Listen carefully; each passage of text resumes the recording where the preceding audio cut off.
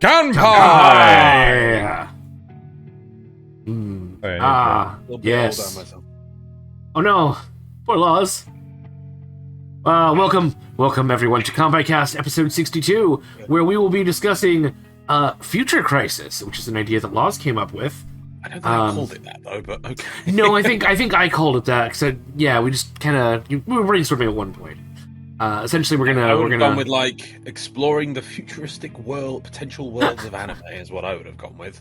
But no, that's pretty much it. Nasuth wants to get those clicks. He needs to get those clicks. Yeah, that's not catchy enough. Come on, not catchy enough. Future Crisis. The future is in crisis. Only anime can lead us forward and come up with different ways of how the world will continue. We will now go through all the different types to try and see if we can save the future.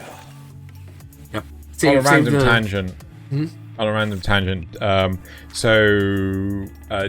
DC often have like this event which is supposed to allow them to unify all the plot lines and everything, and they call it Infinite Crisis. Yep.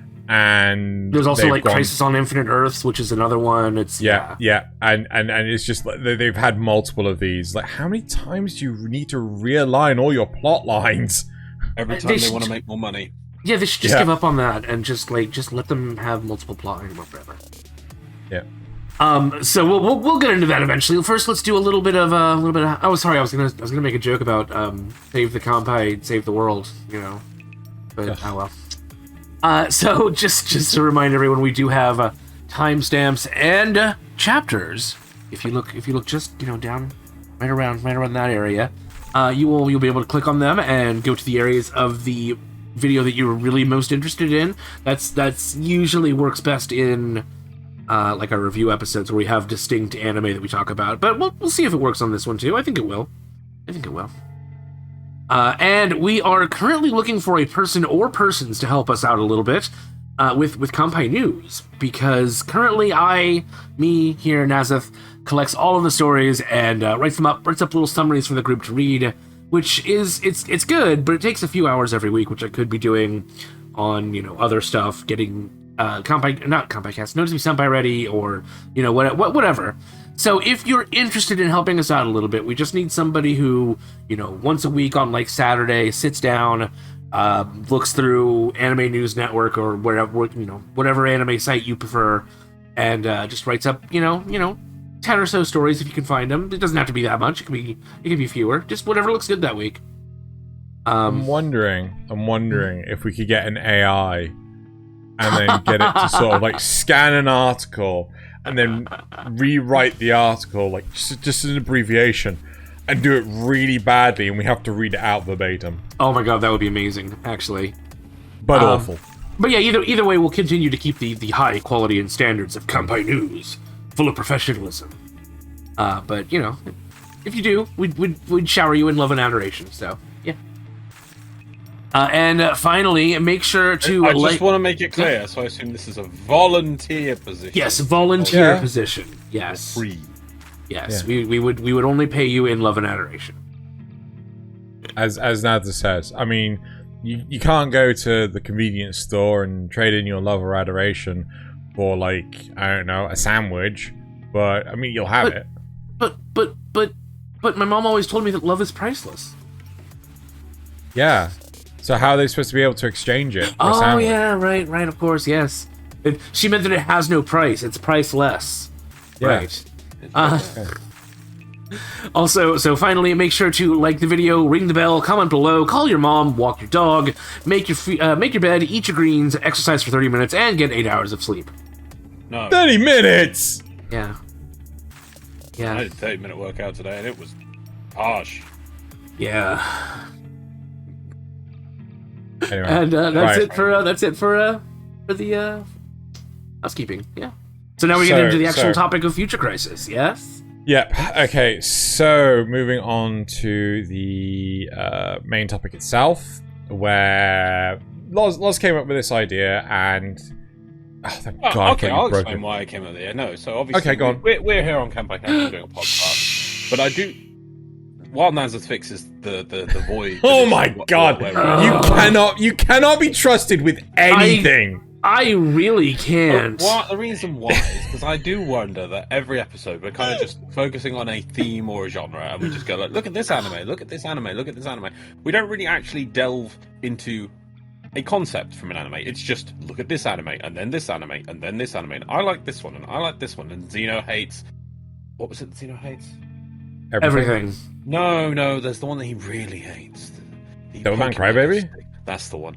Yeah, and then that's just going in circles. So instead of actually looking at each individual anime for the sake of it, though we will be obviously highlighting different anime in this episode, and we'll go through them, but not to look at the show, not to look at the story, not to look at the characters, not to look at anything, but more the world in these shows. So the reason why I thought of it is in the you know how, like, I think it's 1930s, 1940s, you get all those images and murals of what's the future gonna look like in the year 2000. Oh, yeah. It's got all flying Tomorrow's world today. What's that famous? Is it Metropolis? The famous? Yes. Black and white. Yeah.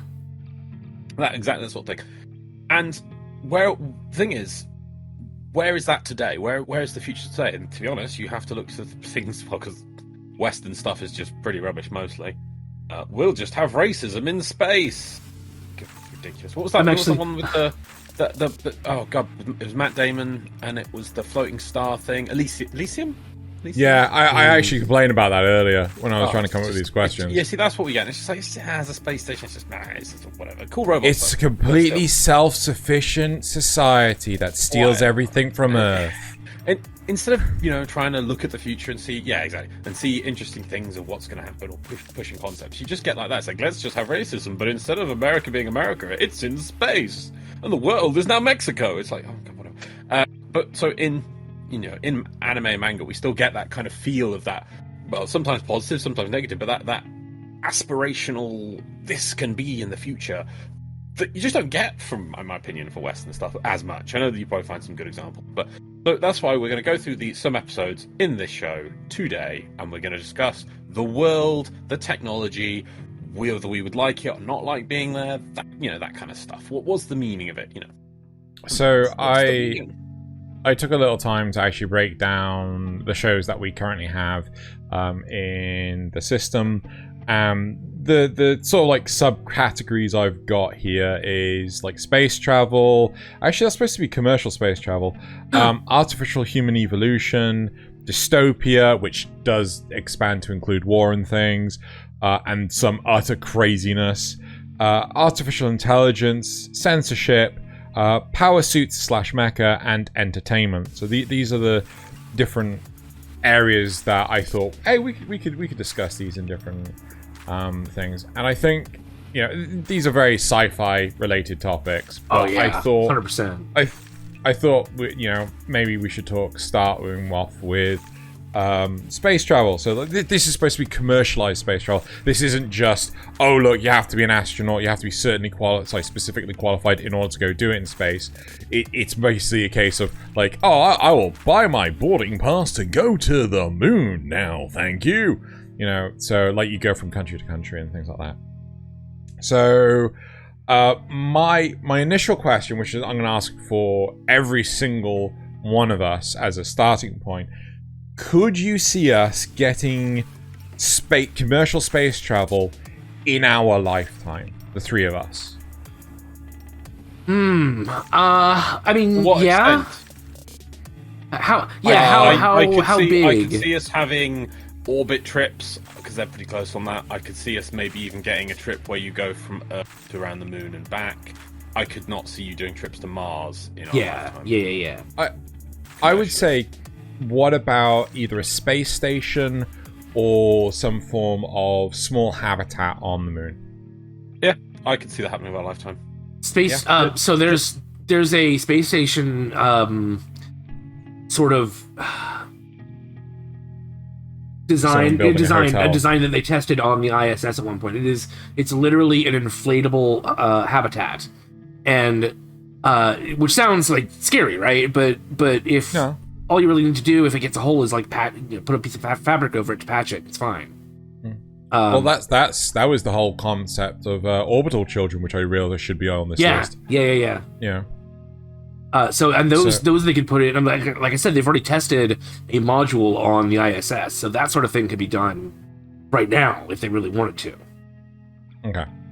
So the next question I have for you guys, given the opportunity, right, to migrate to space, would you? 100% yes. Yes. Why?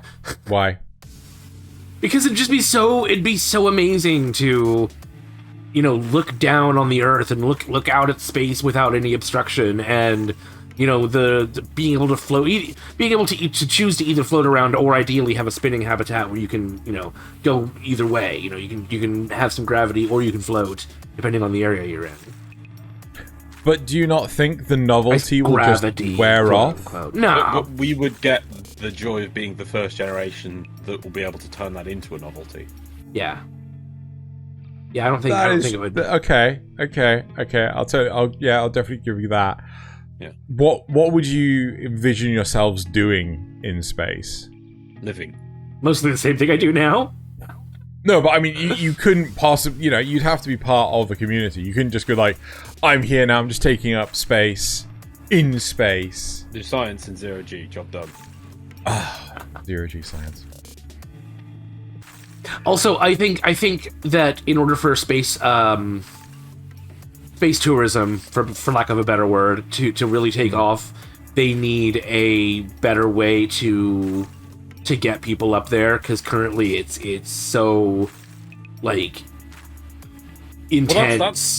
That's the big problem with space, is the fighting gravity. It's methods that you use to go against gravity. I don't have any. I had a friend, genius guy. He's now working.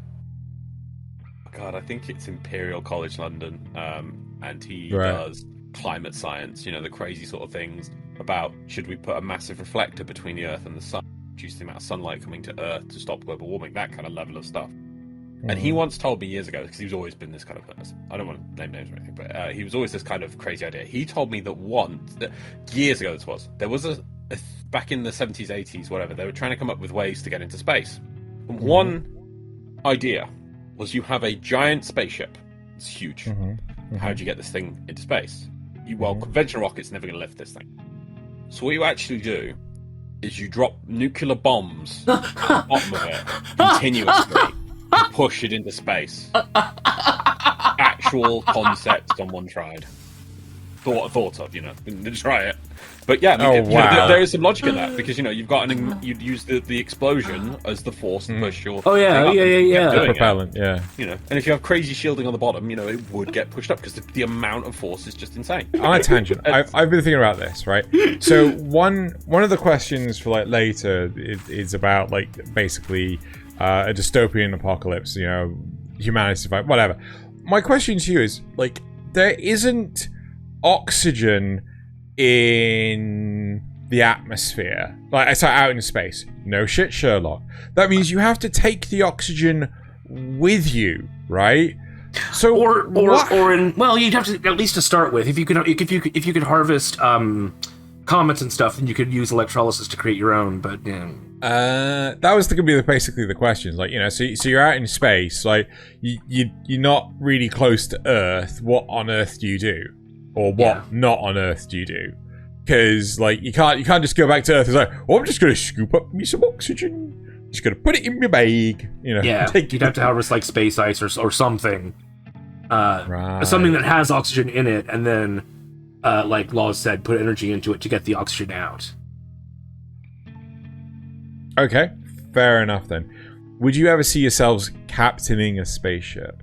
I'm thinking Cowboy Bebop kind of levels. Right, so we're never going to get to that sort of time. No. But say, Flight of Fantasy, right? Say 1,000 years in the future. If the technology existed now, would you go out of your way? Would you rather be someone that's not responsible for the spaceship, but still live on it, or would you rather actually be responsible for your own spaceship? I think I'd rather not have to have that responsibility. I don't think within our lifetime or whatever it's going to get to the point where the technology within the spaceship would be to the point where you could rely on it to not need super specialist people being able to fix it in specialist places. That's what you mean, you got your Outlaw Stars and your Cowboy Bebop. Yeah. It's not an Oldsmobile, you can't just repair it yourself.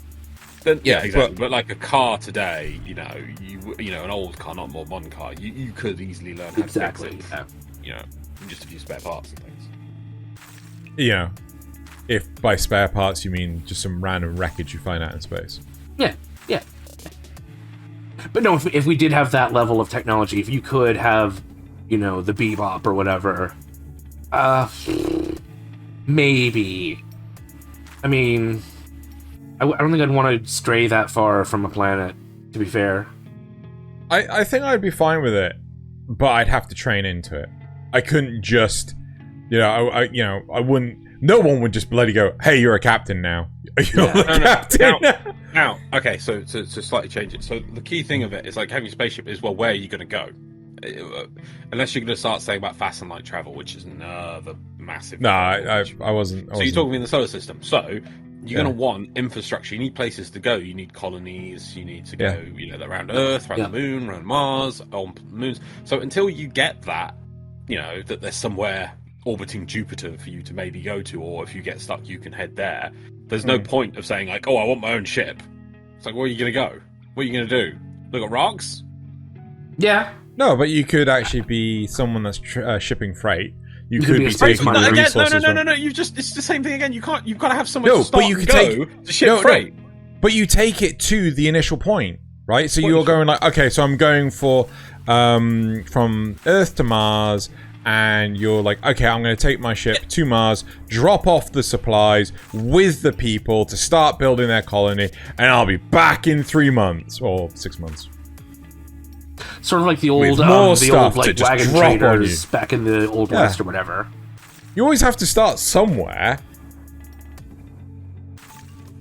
I think you'd also. I think your biggest draw to space would be asteroid mining. To be fair, so you'd probably get a lot of people in the asteroid belt. Yes, you see, there's an example. That's a good point. That maybe asteroid. I think if you've just got Earth and Mars, you're not going to have people with individual small ships. It's going to be big things or nothing. Yeah. It's not until you've got lots of different little points that you're going to need.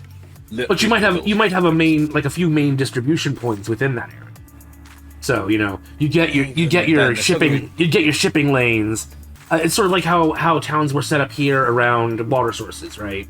You'd have your shipping lanes out in the asteroid belt that you'd have to get to, but you'd still have to set up that initial sort of colonization thing. Very few people, or it took a long time until technology got progressed a lot, and you know, to the more modern age, where people decided in small boats to try and sail across the Atlantic. Yeah, that's true. Yeah. You know, most of it would be big ships because of the risk involved, the protection of, you know, having all these people together who can sort things out, and the protection the giant ship gave, you know, to actually manage the journey.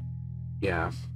Maybe you'll have little ships within, as you say, between like the asteroid and it's like and staging points around in like the Bahamas area when they got over here, you know, that sort of thing. Yeah, within that little region. But then to do the big trips, which space is mostly the big trips, you're gonna have big ships. Yeah, I mean, you're not gonna have personal ships. You're saying you're not gonna have personal ships, but like they have to have some form of fleet surrounding Deimos to prevent idiots from opening up the Hellmouth. Just combine those three things. No, it was all Doom. I don't know what you were talking about. Dome. Is it Deimos? Doom? Yeah, you start off on Deimos, you go to Phobos. And then you go to Mars. And then you use the BFG and blow a hole in Mars. No, you have lots of little ships. They're like, no, like coming to Deimos. Like in the end of Discovery Season 2, where all the little ships came in. Oh, God, no. I don't know what you're talking about. So moving on, the next question I have, shut up you. Right, the next question, okay, so this is a genuine question, right?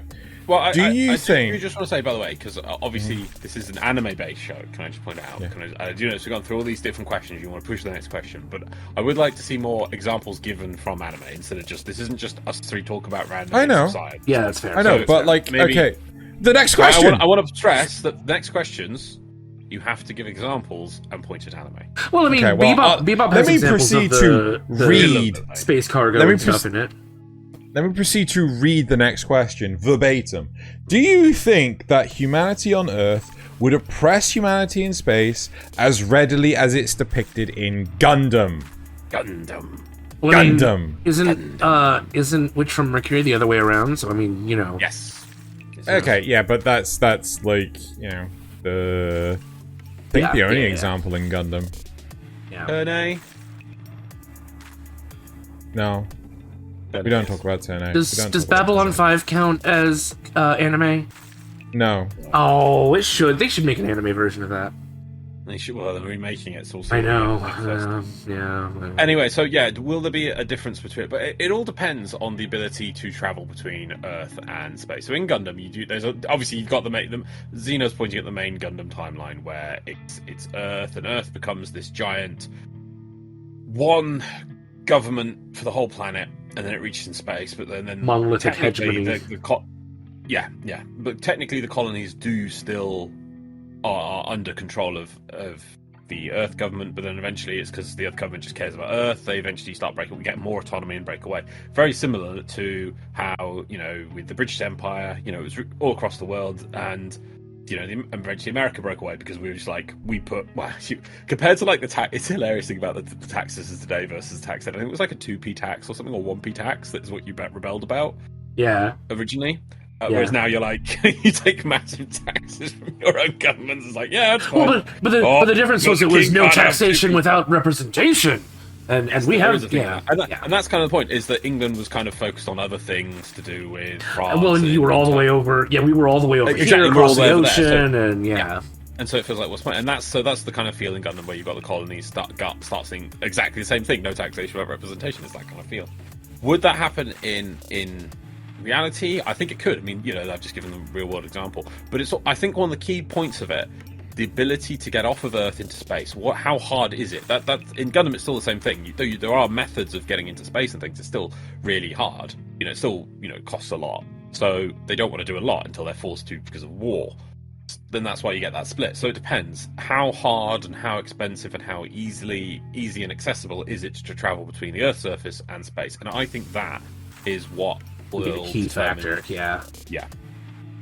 But what was I mean, I feel that there's still so much I don't know when it comes to Gundam, but in series like Gundam Wing or even the original Gundam, what was the relationship between Earth and the colonies? Because, like, as you put it right, like, you know, so what's the colonies producing that the Earth wants? How is Earth subjugating the colonies? Because, I mean, as you too rightly said, it's so difficult to get between Earth and the colonies. Yes, but at the same time, it is still doable. So there's things like overpopulation, heavy taxes on goods and trade, anything that's produced in zero G, because obviously they're coming up with new technologies in space. They might be doing space mining, like, you know, like I said earlier, even. You know. Yeah, and it's like, well, they want to produce more colonies. It's like, no, you have to produce these resources for Earth and what we want. You know, you've got the Earth Federation who literally just it's like, okay, well, this isn't so, as long as we could do what we want with our colonies. But then you've got the Earth Federation, I think Earthlines. I can't remember the Earthlines. You know, they're basically just also a police force. That's just, you know, it's an army that's being used as a police force to just squash anyone that complains. So that also just builds resentment as well. So it's a lot of things, a lot of factors that go into it. Okay, and then there is the more feeling that you know, that people in space will become this new thing, and we need to be separate, and we need to, you know, do our own thing. And then Earth just basically are evil. I mean, you've also got, it's not like these colonies are brand spanking new. You've got at least a couple generations of people here. Oh, you've got to have had several generations for those colonies to be built up the way they are. Yeah. And I think while we've got the picture of like your upper brass on screen, you also get, as you say, they've been there for several generations. They're in charge, and they're like, oh well, we're in charge of this place, and you don't see the king, you don't see the Earth government or whatever, because they're all the way over there. I've never even seen it. I've never set foot in it. Why should I have to be told what to do by this thing, which is all the way held? The term they love in Gundam is like being held down by gravity all the way down there. It's like, you know, why should they tell us what to do up here? You know, it's that kind of thing.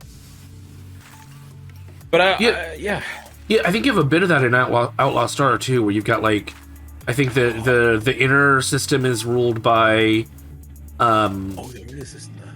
Well, you know, whatever. The more centralized area around Earth is ruled by, like, I think it's corporations. It's a lot like Firefly in that regard.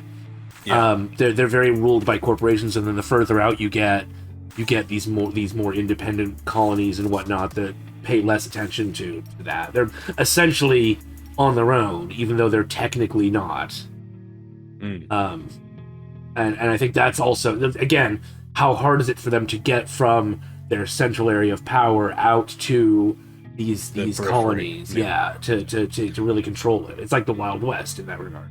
Yep, and it was one of the limitations on the Roman Empire was that Rome just became so huge for the technology of the time that another thought also, not just the ability to travel, but also the ability, how long it takes you to send a message across your empire is also limited. Because if it takes a long time to send a message to the end of it, then they're going to do whatever they want because they know it won't even get back to the. If you're only able to send messages at light speed and the nearest place is like a month away, what are you going to do? Yeah, it just slowly breaks things down. So those are the two things: the ability to travel and the ability to communicate across the whatever your empire or region is to affect the stability of it. Crazy. Okay, should we move on to? Well, actually, I saw it on the list, so I just wanted to say you could push Gunbuster. Oh no, space colonization. Yeah, let's have a Gundam. Let's Gunbuster. Gunbuster. One thing I've been positive. That is a good one. It's not on the list, and there is something in that I do. Oh, I forgot about memories. Oh well. You can talk about that. It's like the reason why I want to talk about Gunbuster is what I feel you see in Gunbuster, which I feel is really positive, and this is one of the things you see in anime. I know you could say that it's like, oh, they didn't intend this, and Gunbuster is a bit of a mess. But what you see is, as humanity, at the start of this, it's not even that long, 6 episodes, humanity is sending ships out into space, but it's kind of just like, and they do get fast and light travel, but they have like near light travel. No, as well. they don't. They only ever get near light. By the end. No, they do walk by the end. Yeah, they do. It's just that the Gunbuster itself can't warp back to Earth at the end. Oh, that was it. Yeah. So they do have the ability to warp, but they also have the ability to. But most of the time they do normal travel. Yeah. You were going to say the crazy thing about that is that they develop the warp while some of these ships are already out there and they don't know because they're traveling at faster than light, But they're near light. Yeah, because you've got time dilation effect, but that's what's great. But the one thing, because they're up there distracting and fighting the enemies, basically, and that in that time, because Earth has moved into the point that they can travel through space, and that they're seeing these threats out there, and they're seeing what they've got to come up against. And once you're in space, a lot more, they develop quicker, faster, because the frontiers move, and the goals change, and we've got those new mountains appear in front of us to climb. And I think that's one thing that humanity actually has as a positive to look forward to for all these times, is when we have a challenge put in front of us, there's always people that think, well, I want I'm going to climb that mountain, I'm going to go to the North Pole. Why? Because I can. And as Captain Kirk said, why climb that mountain? Because it's there. Exactly. And one thing I feel at the moment, this is why I pitched this one as well, and started thinking about those 1930 things where it's all like flying cars and things, is that I do feel humanity at the moment is slowing down, and there's a weird graph to technology evolution, and we are technically doing it. Even you might say like, but my iPhone 17 is so much more powerful than my iPhone 15 only 2 years ago. It's like, okay, yeah, but it's essentially the same as a computer with vacuum tubes when you think about it. Yeah. Yes, exactly. It's just super advanced and just compact. And it's like that's not really advancement. It is advancement, but it's not true. It's not a whole new level of technology. The same way compared the first to the jump of going. Was. Yeah. Or the first airplane, these things are massive leaps. And so one thing I feel that we need to do to make the next jump, in my opinion, is we need to be in space more. And that's why I feel Gunbuster, as an example, is once we get into space, we will start making bigger advancements, because we have to. Because then things appear and we're like, well, we have to. There's whole new sciences that you can do in space. We have to turn Jupiter into a giant bomb.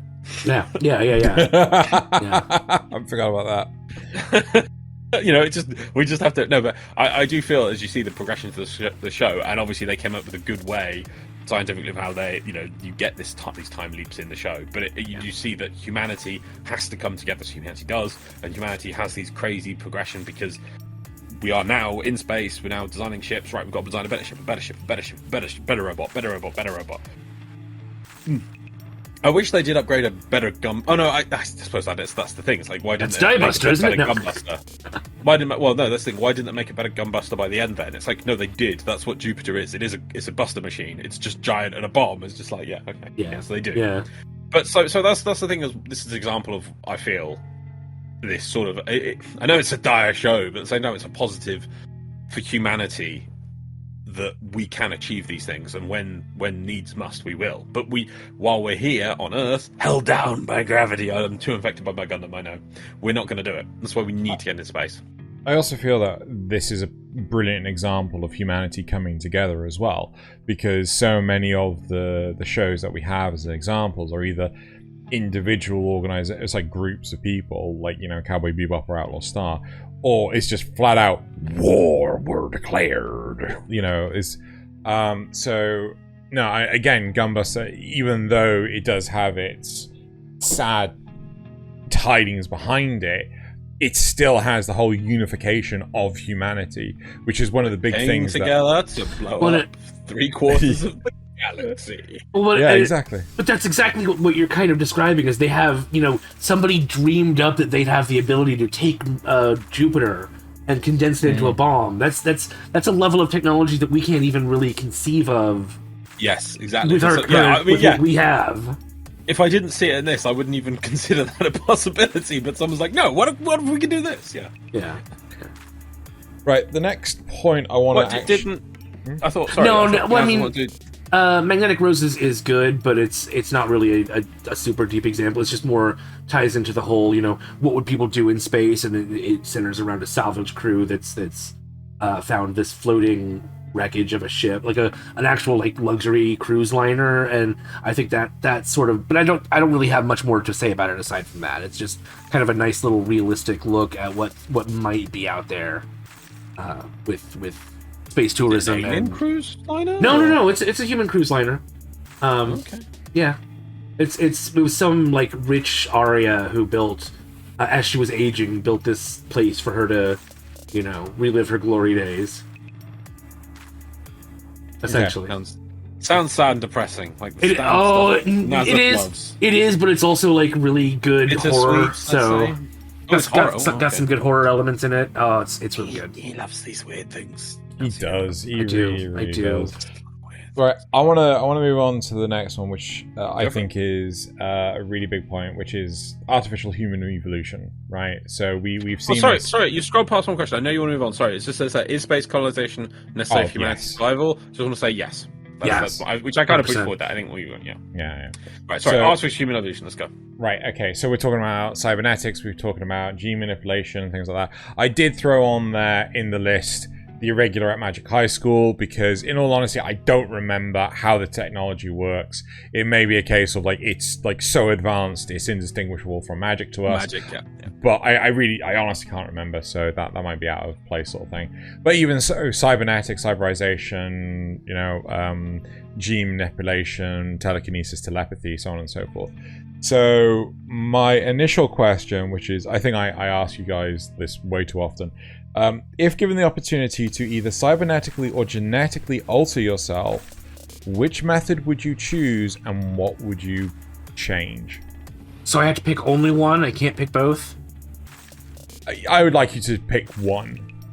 Ooh. Probably cybernetic. Because I think you could do more with cybernetics than you could do with gene manipulation. I think you could only go so far. You know, there are limits to what a body can do, even if you give it all kinds of freaky, funky stuff. You know, this is where Loz turns around and says, like, all the gene manipulation that or DNA manipulation that they show off in like sci-fi movies, all bullshit. None of it's possible. What? Yes and no. Okay. Right. It's tricky because we're talking gene manipulation. Sorry, I need you to get a quote, which I'm going to read out in a sec. But let's stick with the question first. Okay. Okay. So the question is cybernetics or genetically alter yourself, and what would you have done? So live or die. Make your choice. From the moment I understood the weakness of my flesh, it disgusted me. I craved the strength and certainty of steel. I aspired to the purity of the blessed machine. Your kind cling to your flesh, as if it will not decay and fail you. One day the crude biomass you call a temple will wither, and you will beg my kind to save you.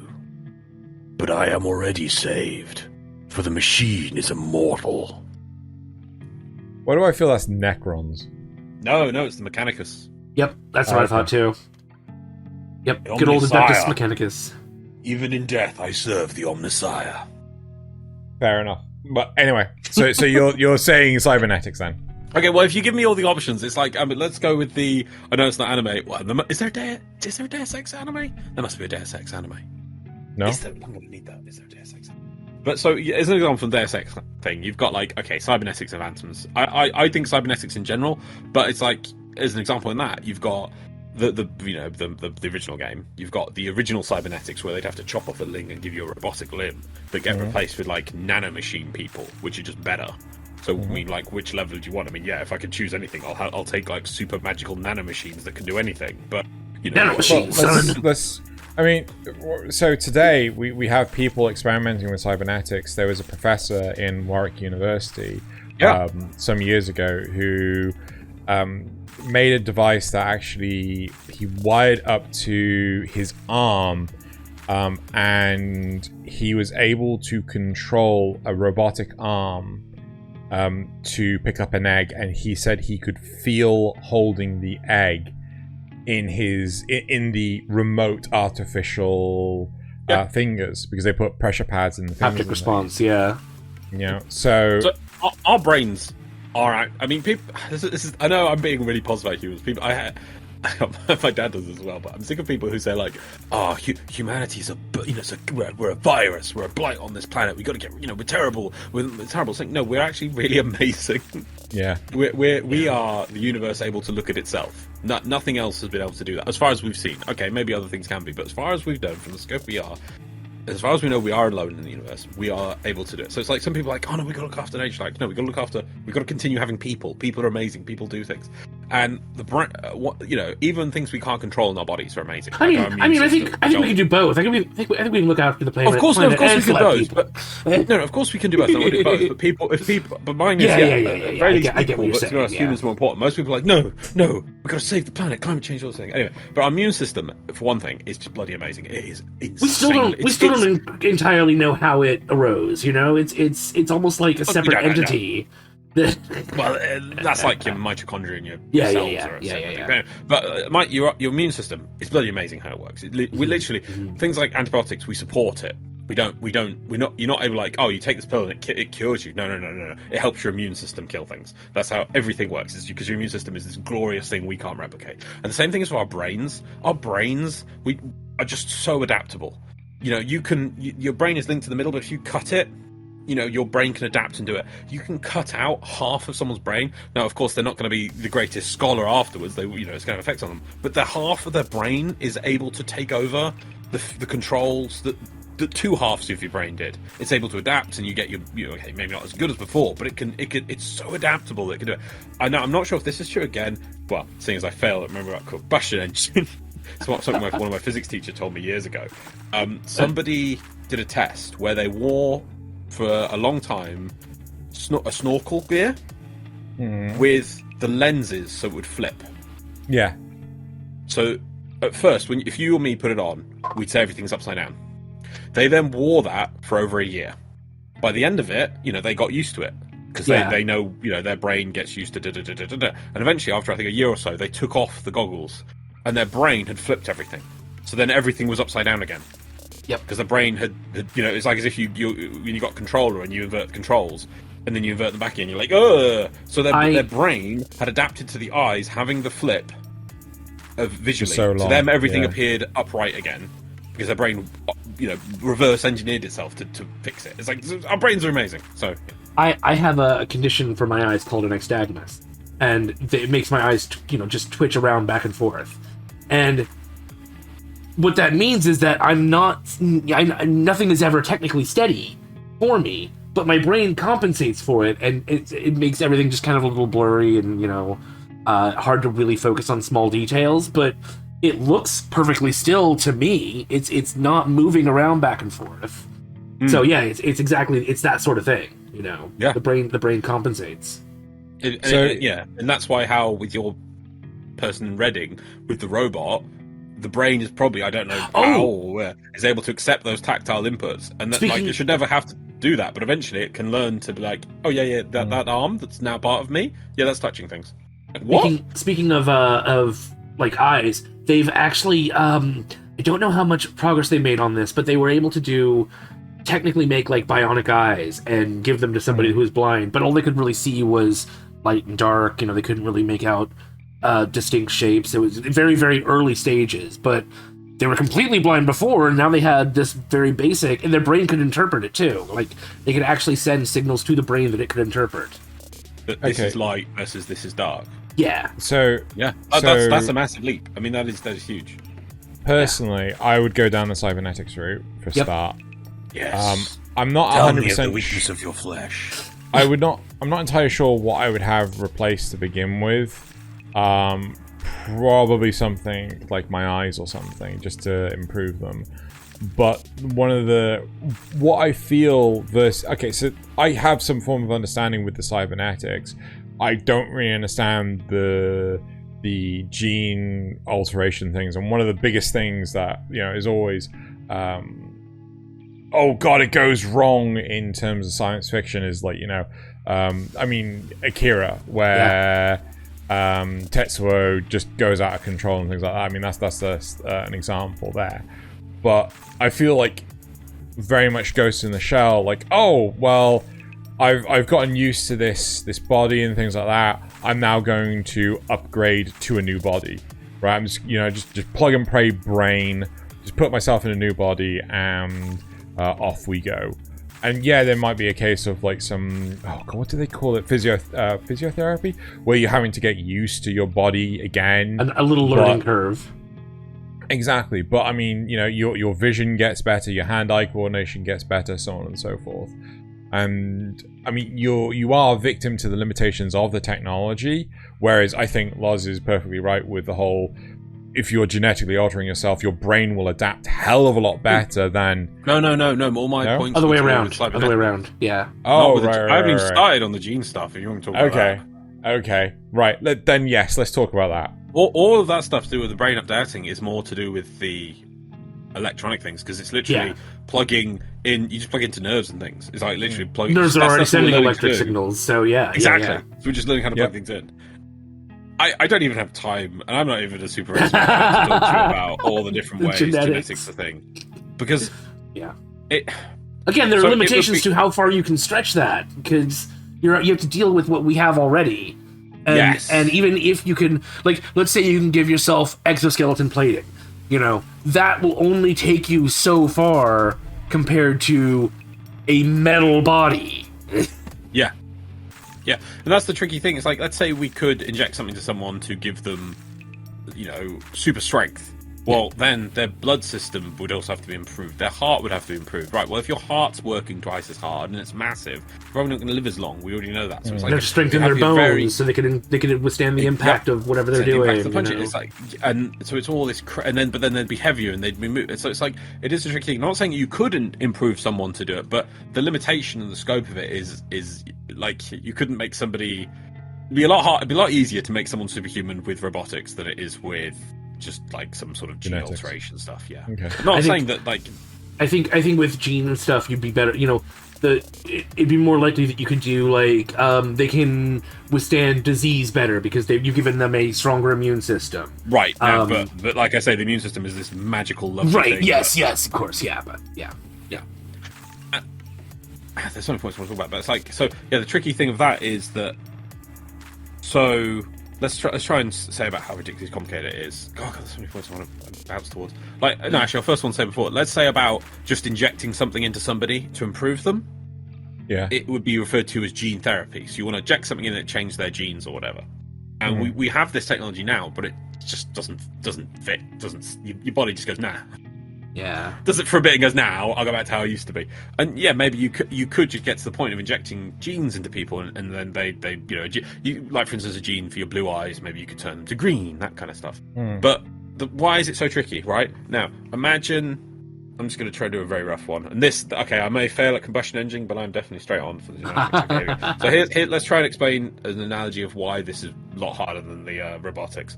Imagine so coding is 0 and 1s, yeah? Yeah. When you boil it right down to the bottom of it. Machine language is 0 Machine language is 0 and 1. Okay, no, it's not. But I know what you're trying to say. Okay, yeah, but is it not? No, the digital electronics is 0s and 1s, or technically 0 volts and 5 volts.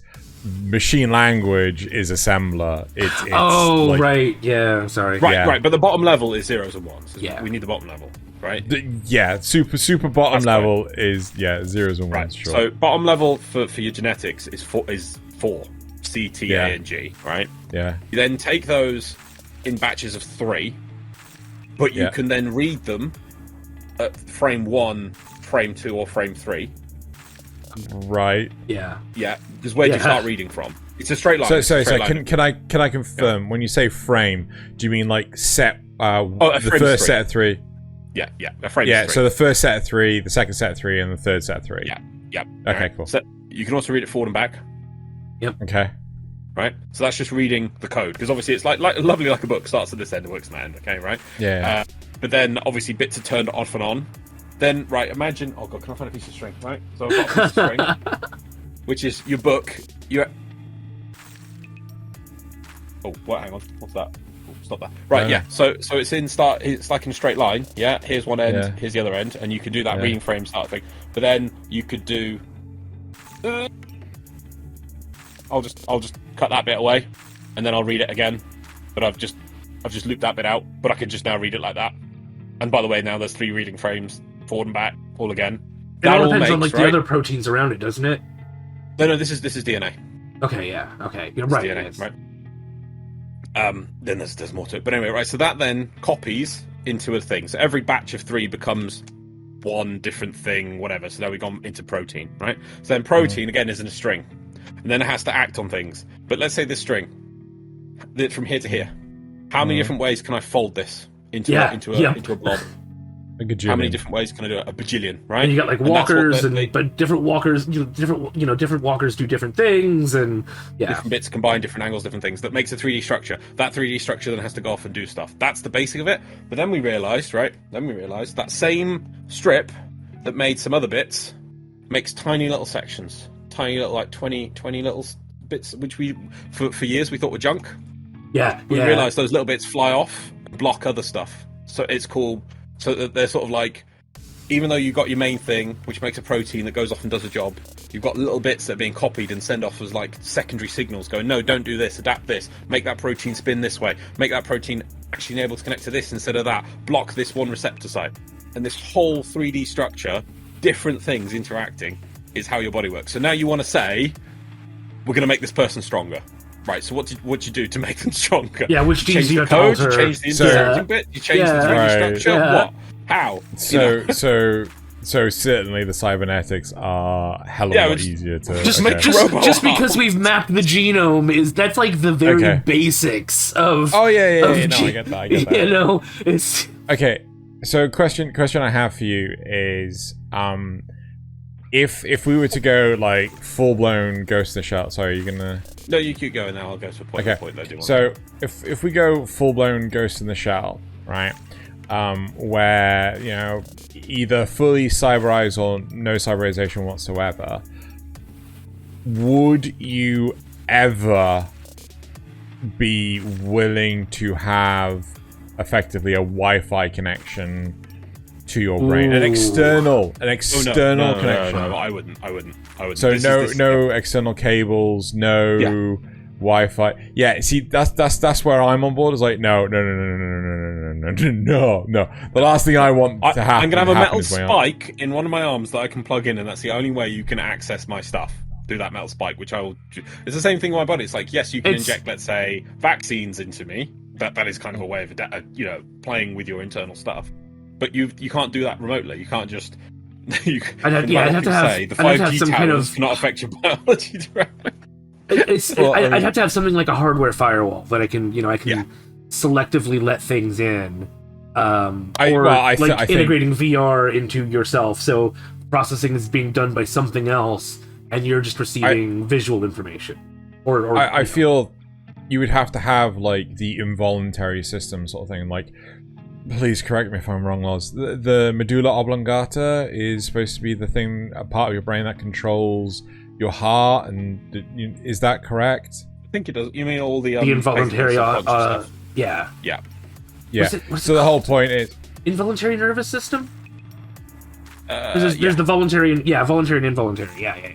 So the whole point is that you have this involuntary system that you cannot control. It is not linked to the voluntary system. So like, you know, the last thing you want is, okay, doctor, I'll plug it in, and all of a sudden you've downloaded a virus and then your heart just stops. Yeah, exactly. So you don't want these remote connections, because at the moment, somebody can't remote connect into the electrical system of my heart. Yeah. Because your heart is running electricity. You want something like a HDMI cable or whatever that it's only the processing is done somewhere else, and you're only receiving the sensory input.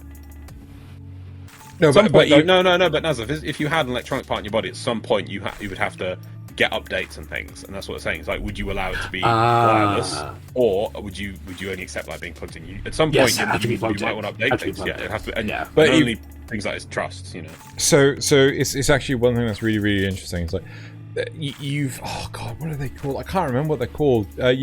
Loz, your brother knows, but you can get these like USB sticks. People will leave USB sticks lying around places for people to pick up, which just have like malware in them to just, you've now just allowed me a backdoor into your computer. The best way to hack into a secure facility is go near the fence and chuck USB sticks over the fence until some idiot walks by and goes, "Oh, what's this USB stick?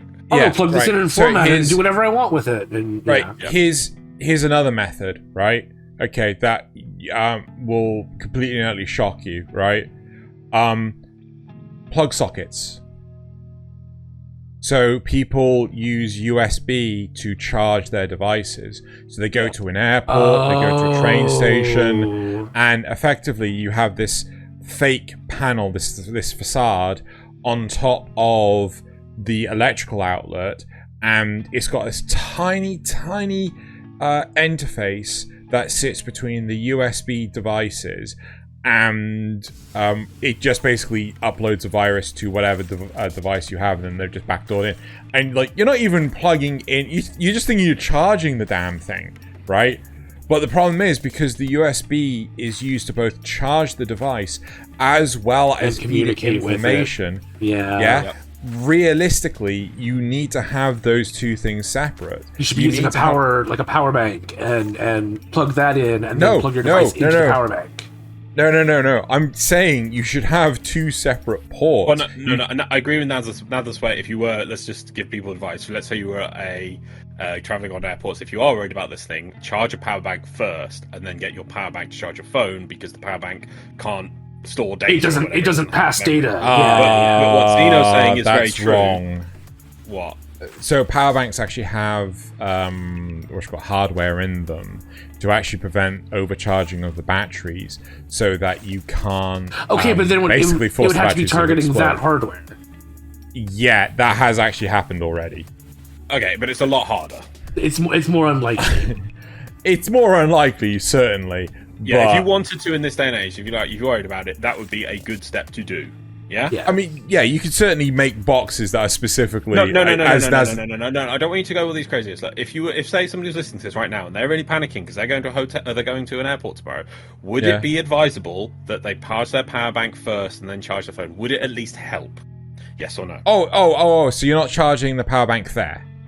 No. Right, I need to charge my phone and I'm at the airport. Do I just plug my phone? Just use a regular plug. Use a regular plug. Just don't use the USB plug sockets that they've been putting in all these places. But technically, you're saying I've got putting a front facade on it couldn't, and I know that you can run, for instance, get power line adapters. You can run data for it. Isn't some clever clogs going to easily come up with a way of accessing your phone through the plug? No. That is so much harder because the plugs are designed to actually. So what you're saying is don't use USB ports on walls that aren't your own. Yeah. You didn't say that. You were talking about plugs. No, the whole time. I did. Use an adapter. Plug sockets, not USB. Okay. USB. Plugs. You started The this with USB. plugs. I said USB so many times. He did. He started with plugs though. He said plugs. He did start with plugs. That's because that's where the USBs are. No, that's They're just on plug sockets. You mean you didn't say what you needed to say is when you're out and about and you see USB ports, don't use them. Don't use them. Yeah, don't use to charge your phone. Get yourself a USB adapter that plugs into the actual electric outlet. But now, let's say there isn't any electric outlets they could use, but there is some USB ports. Would it be more advisable for them to charge their power bank first and then charge their phone off of the power bank?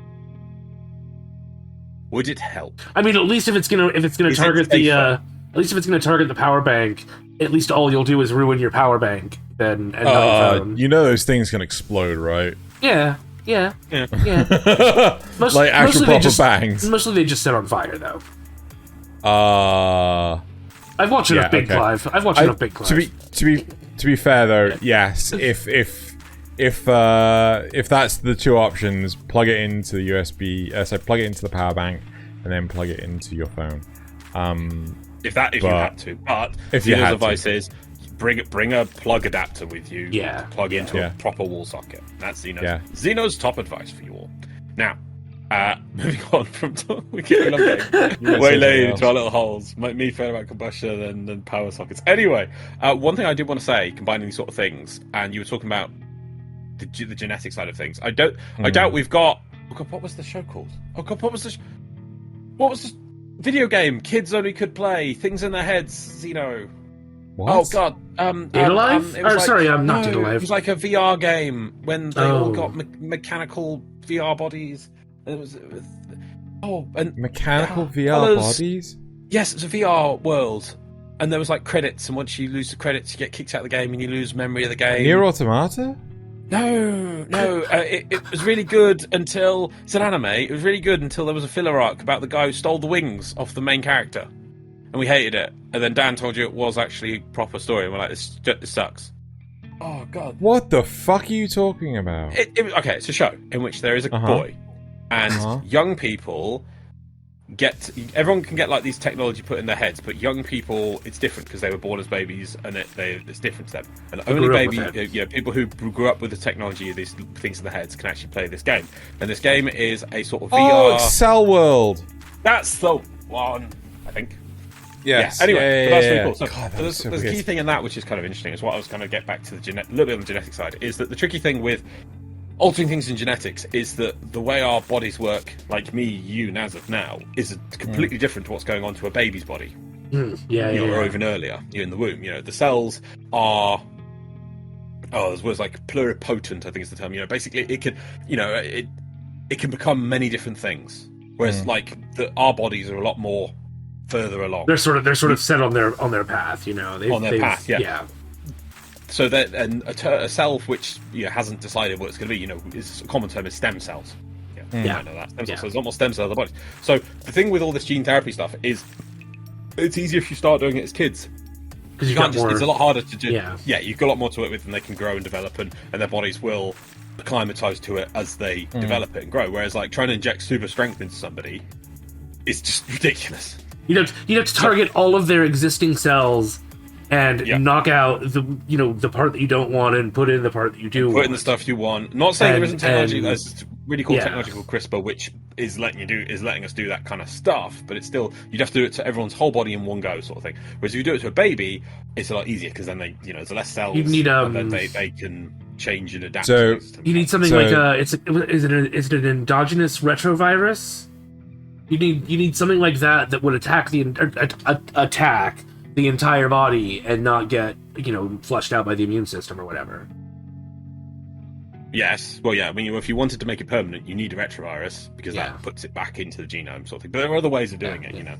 That's what CRISPR is not. CRISPR is like next generation beyond that sort of level of stuff. It's just amazing. Okay. I've heard of it. I've never really looked that deep into it. Oh, it's bloody amazing stuff. I think we're on CRISPR. This the next level of CRISPR soon. But this is where I want to make a joke. with the cybernetics as well, Xeno. and with interfacing with the brain, I think we'll get, like we're saying, Excel Saga, which sadly we don't have any images of, I assume. No. I think we'll also see a bit of that with the technology. It's like, yes, we could just get the point of replacing your arm, replacing your body parts, whatever, but it'll be easier to start with doing it from kids. So, but okay, fine. Excel Saga, we do have pictures of. However, he means Excel World. So, damn it! Is it Excel? Oh, Excel Saga. Which one's Excel Saga? There's Excel Saga and Excel World. Axel, that was it, wasn't it? Excel. Excel. Yeah, Excel World. Excel World. Excel. Like an acceleration. Yes. Yes. Yeah, I don't know if it's the Excel microphone World. on the way he's dressing it, but sorry, I heard Excel, not Axel World. No, it's not like It's it's not Excel Not an spreadsheets here. Lol. It's an acceleration, yes, yeah. Axel World, yeah. Yeah. But yeah. So I think we'll see that as well. It's like, and then the question comes in: should you start having cybernetic and genetic enhancements on children? If that's the only way to do it. Well, this was the joke I was going to make. Like, so this just in, Loz wants Hulk babies. He's like, let's inject them some Hulk as the babies, and they'll be able to Hulk baby better. Anyway, but Nasuth actually put in an extra question, which was, would there be tension between augmented and non-augmented people, a la Deus Ex? To me, the answer is yes, 100%. We have, huh? 200%. 200%. That's not a real thing. 1 billion%. This is the shit I have to deal with. Anyway, but the whole point is that we have. There's a Deus Ex anime. The whole point is that we have issues today where we're picking on each other just for being humans, right? When you start augmenting people, it's going to happen again. Right? Well, like, oh, you don't have natural eyes. God didn't give you those eyes. God gave you bad eyes. And that's going to happen. I remember it's been years ago at this point, but they designed like these special artificial legs for runners, and like they have these weird curved, like really like they kind of curve back, so you kind of bounce along. It's really interesting. But somebody with those legs can run faster and further than somebody with natural legs, and it's like I heard people actually complaining about that. And it's like, but that's cool. That's really cool though. Yeah. Obviously, and that's just it's an interesting thing to think about it, is that like, well, that's literally just the shape of it. Yeah, not even. No. I was gonna go for the topical thing of like, well, where do we draw the subdivisions? It's like, sports has always been sort of men's and women's, non-disabled to disabled, I would say. But then if you now get to the point that's like, hey, if we chop your limbs off and give you these super Rogro legs, you now beat the normal people. So do we need enhanced Olympics? I don't know what, unchanged and disabled. I mean, how obviously this thing is normally it's always been perceived that people in disabled categories, like, because they couldn't compete normally, but it's like, what happens when they can, as you're saying with the runners, can out-compete the people who would we start seeing people, I know, I hope we never see it, it's like, right, well, I want to chop my legs off because I want to be the fastest man alive. Yeah. It's like, well, why not? If that enables them to get the leg upgrades, that then they're quicker than they were with them. And it's this question we need to answer, because eventually it's going to be like, not just, I know what you mean, they're sort of like curved springs almost, sort of like a curved shape, but actually not a spring. Yeah, exactly. Yeah. It's almost like an inverted kangaroo leg. Yes. Yeah. And they obviously, with the space age technology, space age materials we have access to, it's stronger, able to support weight, and able to compress and give you more force, while also being lighter than a normal leg. Yeah. I mean, it's you amazing. don't have the same function of a normal leg, but for that one attribute, it is more superior. So it's like, okay. But in the future, we're going to end up with like robotic. Yeah. So so it's a question we're going to have to look in the future. And Deus Ex, which also has an anime, so we can now actually point that out, does address this kind of thing, because you've got the haves and the have-nots when it comes to technology. Can you afford to replace your limbs? Can you afford to replace your eyes? What happens if there's skilled mechanical labor that you have to do with your hands to operate on a builder device, and somebody with the mechanical hands can do it faster than a machine robot and faster than someone who's not enhanced, but they could build 100 an hour when somebody without these hands can only build 5 and the robot can build 8. But this person can build 100 now because they're just the combination of both. Yeah. The dexterity of a human hand combined with the speed and precision of a robot. Yep. Yep. Cool. Should we move forward? Yeah, what's next? So another part of what we commonly see in a lot of these shows and a lot of these animes is dystopian settings, or we could just boil it down to wartime settings.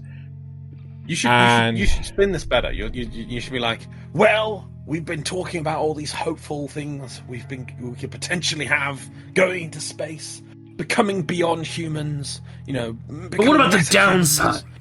But what's the negatives? What could go wrong? Let's explore. Well, here's where it goes wrong. The problem is there's I've put in this list in this section World's End Harem because I really want to debate this one, right? Okay, I didn't finish this one, but I've seen most of it. Okay. But here's the big thing, right?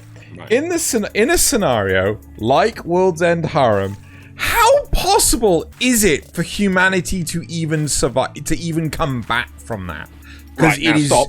No, so now you don't. That's the question. But before you continue, for anyone who's not watched World End Harem, tell us what is the scenario you're talking about. No, Xeno said in the scenario that we're in World End Harem, what is the chance of humanity surviving? Right. Well, come on. Right. So a lot of people want to watch it. What is that situation? Here is the scenario. So in World's End Harem, we have. I'm trying to wonder what the heck Nasuth is doing. Okay, fine. Shush. So in World's End Harem, we have a killer disease that specifically kills all human men, right? So except for 6, right? So there are 6 human males that have survived this virus and they are immune to it, but they're 6 men and I think it was like 6 billion women, right? Across the planet, right? All 6 men are in Japan, right? And to me, I hear this scenario and I'm just like, they're gonna die out. They're just gonna, there are, generations are just, this is like the end and humanity is gonna get completely torn down to a tiny fraction. It's weird because they could do artificial insemination and literally have. But here's a large part of the problem. Then you'd have no genetic diversity. Stop. The big part of the problem is they can't artificially inseminate. It has which to is be stupid. natural, right? That's not the actual issue, though. But stupid. No, so I think in World's End Harem they have how many men? 6. 6. Yeah. 6. And so it's not hard to work out that. Okay, so let's say it's a tricky one for this one because you have 6. In theory, you have 6 males, but a possible infinite number of females. That is fair. Yeah. So it's a bit of a different situation because you would basically the men would have to have that you'd have to ship people from as varied locations as possible from around the world to bring in lots of diversity of genetics so that the offspring of those men aren't inbreeding from then onwards. Yeah. You have to track who fathered which child, so that at least in the first couple of generations they don't mix more. Yeah, it'd have to be like, I know it's in Japan. Let's just take the couple of guys that got in Japan. So you'd have to write Japan, right? So get the guy in Japan, get a lady from South Africa, have a kid. Yeah. Right. Let's just assume it's a boy, just for the sake of it. I know that there's weird things in the show about it. It's like they can't have boys, or there's no low chance or anything. Let's say it's a boy. Right. The next person they should have sex with is from South America. Just to try because so what happens in inbreeding is weird things. The only one I remember one. Because there's several things that go wrong with inbreeding, but one of them is called deleterious repeats. And so again, you got your genetics, which is misstring, but there are proofreaders that go along it, but they're not 100% accurate, and that's how you get mutations for one, right? But another thing you get with inbreeding is you get, let's say in all 3 of us here, we'll have repeats that'll be like CTTC, right? Sure. And then I might have 3 repeats of that at one point, at the same point in our genome. So I might have CTCC 3 times. Nasuth might have it 4 times, for instance, just because of generic variation, right?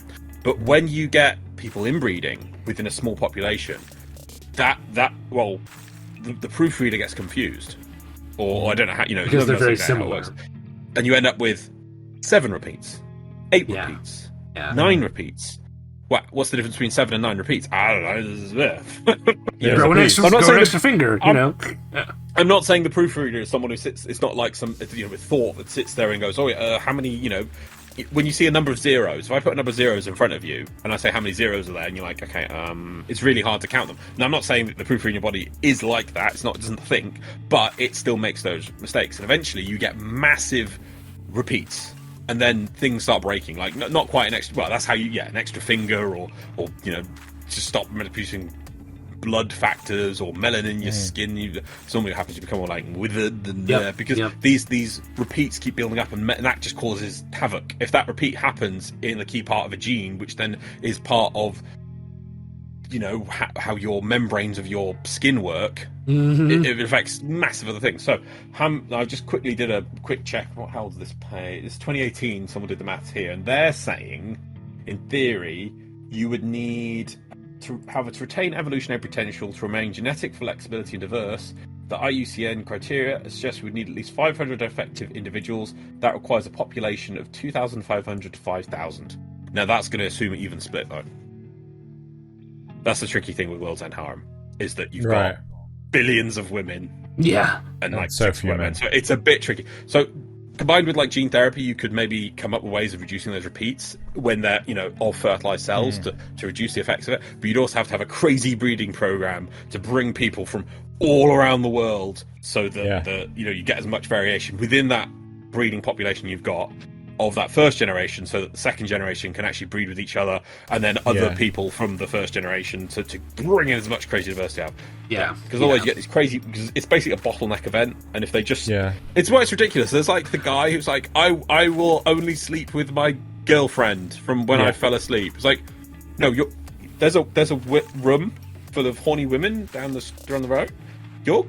We're gonna force you to all of them. Otherwise the species is gone.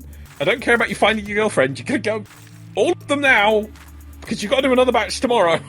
That's how it would be. That's how it would be. I'm sorry, it would be like, no, you don't get to say, I'm gonna go find my girlfriend. Like, no, you need to save the species. Get on with it. Go on. Yep. Okay. So it's not very likely, and the world is screwed. Right. So it's not recoverable. Got it. It would take a lot of work, and that's you'd have to hope that there would be enough beneficial mutations to outweigh the ones that would die off. Well, no, you would have to hope that you can bring in enough diversity so there's enough variation to prevent the mutations. But that is all before you don't have stupid anime protagonists doing stupid anime protagonist things. We're all doomed. I want to find my girlfriend from before. It's like, no, you don't get that choice. She's dead. We're saying she's dead. Get on with it. Wow. That's what actually happened. Okay, so another question I have is about, basically, so many of the settings for dystopian... Sorry. So many of the settings for like dystopia settings, it's an arid wasteland. Like, look at, I would say Battle Angel Alita, but realistically, you have to read the thing. But Earth has become an arid wasteland. Or another example, if we're talking about the Western stuff, is Mad Max, right? Where there is basically no water anywhere, and I have this Didn't that happen? Didn't that technically happen in Trigun too? Like, the planet wasn't... No, different planet. Yes, but the planet wasn't a wasteland until like they crashed and they couldn't use the plants the way they wanted to, if I remember correctly. No, you're right. I could be wrong about. Okay, all right. Okay. The planet was always a wasteland. Is Trigun a planet affected by Kepler syndrome? I don't know what that is. Kepler syndrome is when you get a planet that gets so surrounded by junk that you can no longer... any attempt to leave the planet I don't think just so. fail? No, I don't think Because so. there's so No. much junk flying around and colliding each other and sending other bits flying everywhere. No. I swear I've don't seen think one so. of those in anime. and No, I- they just. Yeah, it's Planet S. It's Planet S. Planet S. Yeah, so Planet S. So they in Planet S, they are so close to what you're describing, where they basically have to have this special cleanup crew that monitor all the junk that's left in the atmosphere, and they have to catch it. Because like I think they had like this, they had the commercial space flights and things like that, and there was one going up to the moon, and it got hit by like a spare, I don't know, screw or a bolt or something that was going at high speeds, and it just shredded the whole ship. Right. Yeah. So they actually have to hire. So they have these junkers that go out and they actually go collect debris. So they have to match the velocities and things in orbit so that they can grab it, decelerate it, and actually, basically clean up the atmosphere. So this was a brilliant show. It's a great show, and I remember. The attitude, like there's one of the cleaners, he's like, he has the attitude of like, fuck humanity, because humanity's determined to just screw up space, and we've barely left it. So I think that's what you're talking about. Yeah, that's why back to I was saying that I keep saying about we have to get off. It's one of the reasons we need to get into space and we need to have other colonies, so that if we just sit here on Earth and we have some stupid war where we start shooting each other satellites in space, because that can happen. It's like, all right, let's start blowing the enemy's GPS out because that will be beneficial to us. It's like, but you could, by doing that, you could trap everyone on Earth, and that's it. Yeah. If it becomes too ridiculous, I mean, this is great because they got the technology to do it, to try and catch some of this debris, but it could get so bad that that's it. We're never leaving Earth ever again because of idiocy, and this junk will just be speeding all around the Earth so much that it's like, well, there's no chance to get up there anymore and get it down. My understanding is that a lot of this junk that we have in our real life atmosphere right now comes from countries that are putting up satellites and things and not properly thinking of ways for them to deteriorate and come back into a retrograde burn up in the atmosphere. So, and well, not necessarily burn up in the atmosphere, but at least all the junk comes back to Earth. Yeah. Right? So part of its life cycle is that it comes down in a very controlled manner, and it doesn't just fragment up at a high altitude into a million different bits at high speed, so they just stay up there. It all comes down in as much as possible, a nice clean package. And yes, that is true, because though we've got some countries which are think about these things, we've got other countries who's like, well, no, we want the benefit with none of the long-term plan because we want to fix it now, and it's like, you're not being responsible. And we've got countries like that in the world, sadly. Just launch up a satellite that's a giant magnet, and it'll scoop everything up. It's fine.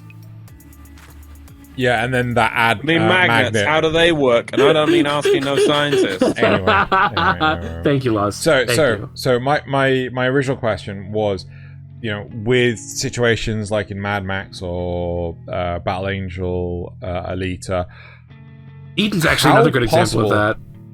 How possible is it for Earth to become an arid wasteland where there's like no water anywhere, and for humanity to also survive? Because we are talking like oceans are bare. So you're talking like no water anywhere, or like instead of 70% water, it's now 5% water or something. Yeah, that's my point, Loz. Like, where is the water gone? That's the thing. You never see in Mad Max where the water's gone. So Xeno and I talked about this earlier, and I essentially said that you'd have to have an event that you'd have to have something like a massive thermonuclear explosion or something that vaporizes all the water into water vapor, and then ejects it out of the atmosphere along with like most of the rest of the atmosphere or something. But if that was to happen, humanity's fucked. Humanity can't survive that situation. Even if you were to just basically go, oh, we've got some weird super virus that breaks down all the water into just hydrogen and oxygen, humanity's still fucked. Because all of a sudden there's a massive dollop of oxygen in the environment that humanity's not built to survive. And hydrogen. Right? Yeah, and hydrogen. Yeah. have a nice the coronal whole mass place catches ejection. fire. A nice coronal mass ejection, and everyone's hiding underground away from it. So they survive, but then the planet is barren. So, okay, I'm pretty sure we're all in agreement. It is not possible for Earth to become an arid wasteland and humanity to survive. Right. Now, it depends, because, see, in those examples, you never really see everything in the world. Sure. Just like, you say that, but at the same time, let's think... Oh, it could be On an ice Mars. age. No. Yeah, an ice age could be one of them. That's true. You Yeah. could trap a load of water that way. But if you had sufficient technology and you had enough time to prepare, and you knew whatever event was coming, you could build a city that stores the water and recycles the water so that it's a closed system. That is true. Sure. Everyone's breath is contained, so all the moisture in your breath is recirculated. Everyone's excretions of urine, whatever, is reprocessed and rething, and thus the water, there's enough water in the system to sustain so many individuals. Yet the outside world is completely barren. The same water that Jesus peed 2,000 years ago God. is still around. Well, yeah, Sure. it's still just pee. So another question I have Holiness is... isn't in the pee, Nasuth. It's in the spleen. Did you say in the spleen? In the spleen. It's where the Cool. soul's kept. Yeah, Okay. You know? So my next question is, like, again, I don't understand. I've heard people say that they do not like the production of anything involving almonds, right? Because almonds take a lot of water to grow, right?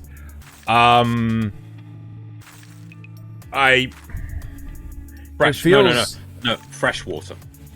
Okay, so it takes a lot of fresh water to grow almonds. Yeah, not salt water. That's Okay. true. We could still have all the oceans. If things took salt water to grow, we'd be laughing. But it isn't. Right. So the tricky thing is you've got this salt in the water and you need to get it out of the water. How do you do that? You have to put energy into it, and that's expensive, and that's why. So then to have all these, and the other one is, what's the other one that's also terrible for water efficiency? Is oh god, it's that green sort of fruit thing. Avocado? That's the one. They take a lot of water as well per unit to grow. Almonds and avocados. So we have to take a lot of water, which is, at some point you have to remove salt from salt water to find the water, or you have to wait for rain or whatever it is. So you have to get the water from somewhere.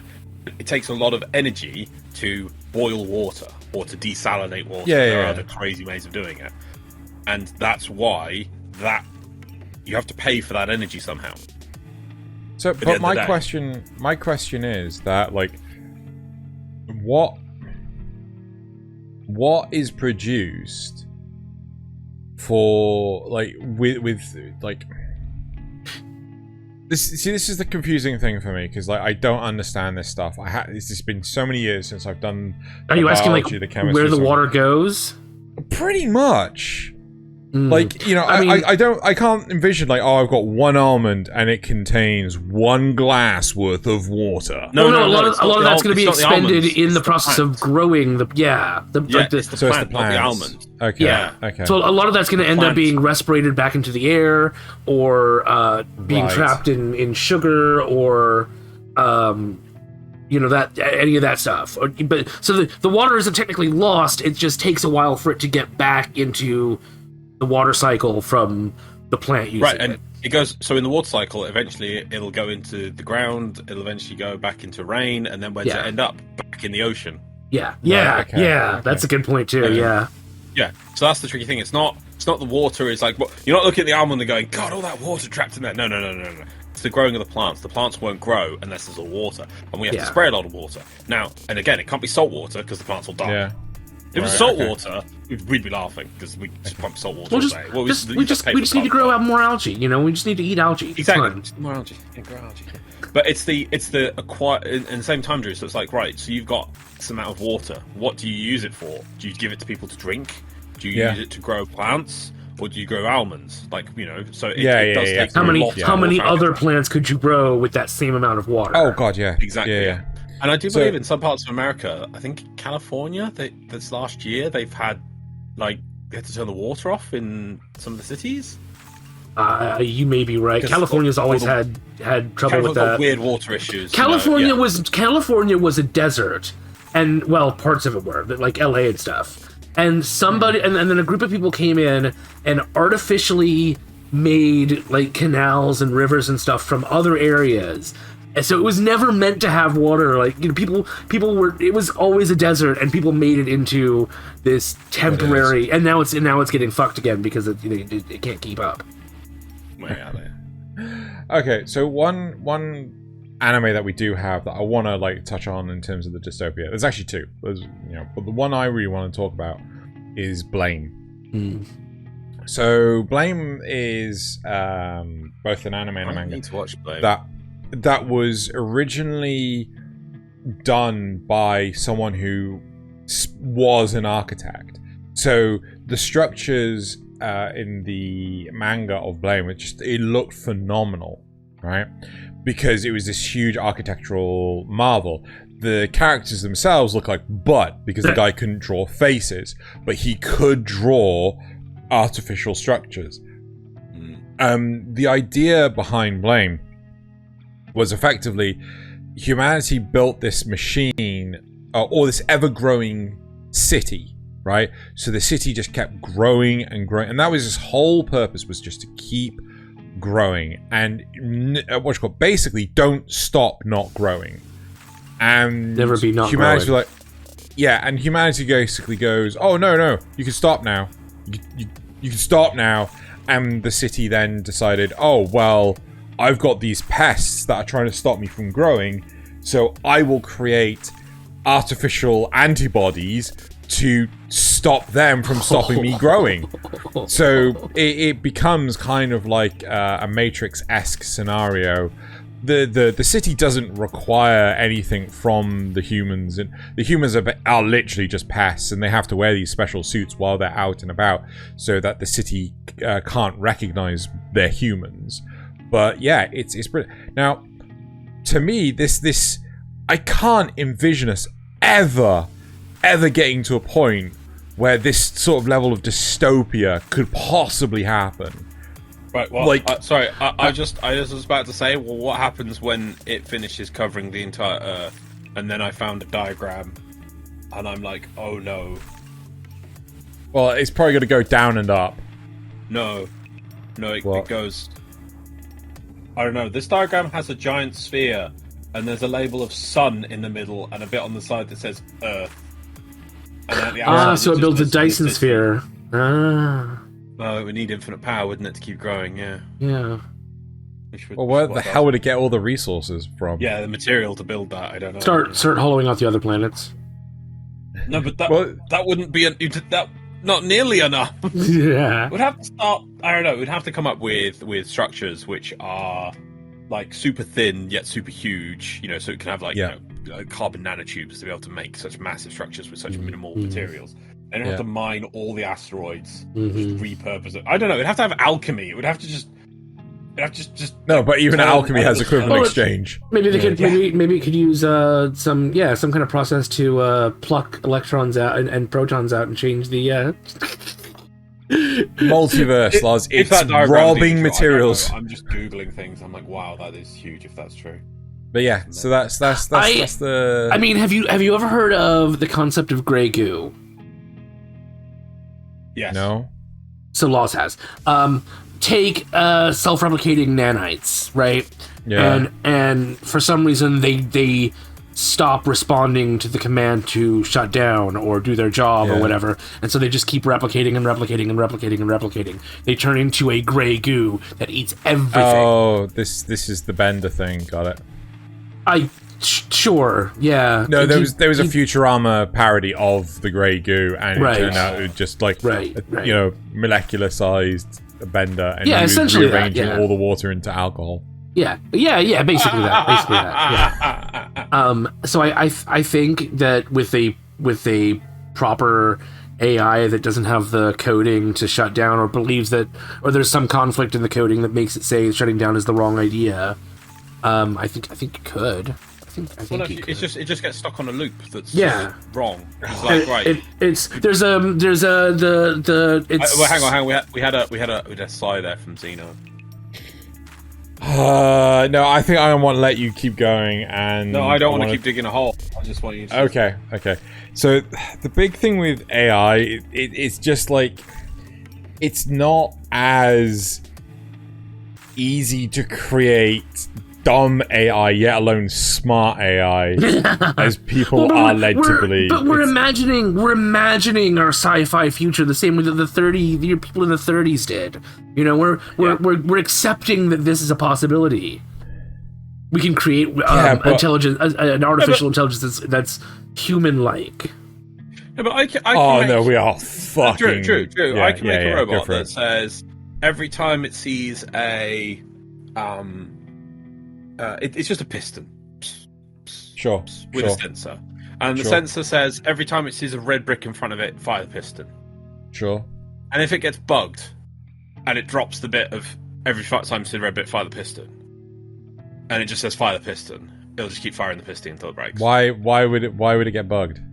Why would have all of a sudden its code of when it sees a red brick... Hacked it. I chopped that bit out.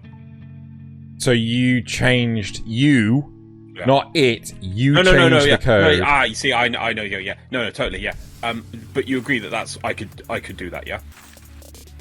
Sure. Because the Grey Goose scenario isn't just that the AI decides to do that. It could be that we have nanomachines, right? That's step one of the Grey Goose scenario, right? And then obviously the nanomachines could just be little robots, little tiny robots.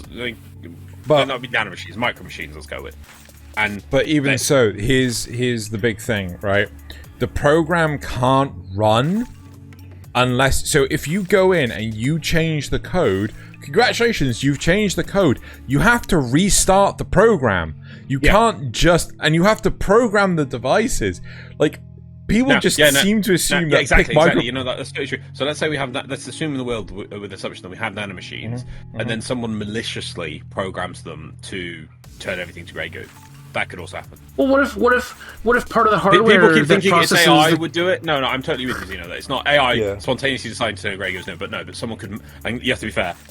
People are dicks. Somebody could just go like, "Oh, these nanomachines, I have access to them." Well, my girlfriend broke up with me last week. I hate the world. Oh, there's these nanomachines we use at work for industrial purposes. Turn everything to Grey Goo. Execute. What if the program that stores, the hardware that stores the program gets like tiny bits of it damaged, like individual bits on the platter or whatever, if we're talking about a hard drive, and it's not enough to crash the program, but it's enough to corrupt some of the, to drop some of the code out. You see, there's this amazing thing called a checksum. And it is used. It is used to determine whether or not the code is... It's a CRC check. So it's used to determine whether or not the code is actually intact or not. And if you've got a damaged process, it just returns a CRC error. So it's like, nope. Does your brain have a checksum? I don't think so. Xeno is converted. I'm relying on Xeno that they won't take over the world on this. If it comes to like, is AI going to take over the world? I'm like, Xeno says no, it won't. So I'm just like, yeah, but people could be dicks. It's what I run on. Yeah, no, people could totally be dicks, right? Yeah. So there's a couple of sides to this. We've got the whole 86, which just appeared on the screen, and we've got the whole blame scenario. Ooh. There's so many different ways that AI can be quote unquote dicks, and like. The big thing with 86 is it's not real AI. They cheated. And it's like, that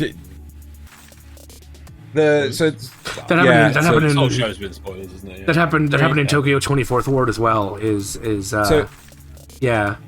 you mean because the N86 they're not real AI, they're basically human minds welded into machines. Yeah. They're just heads in a jar, right? That's exactly what they did in Tokyo 24th Ward too.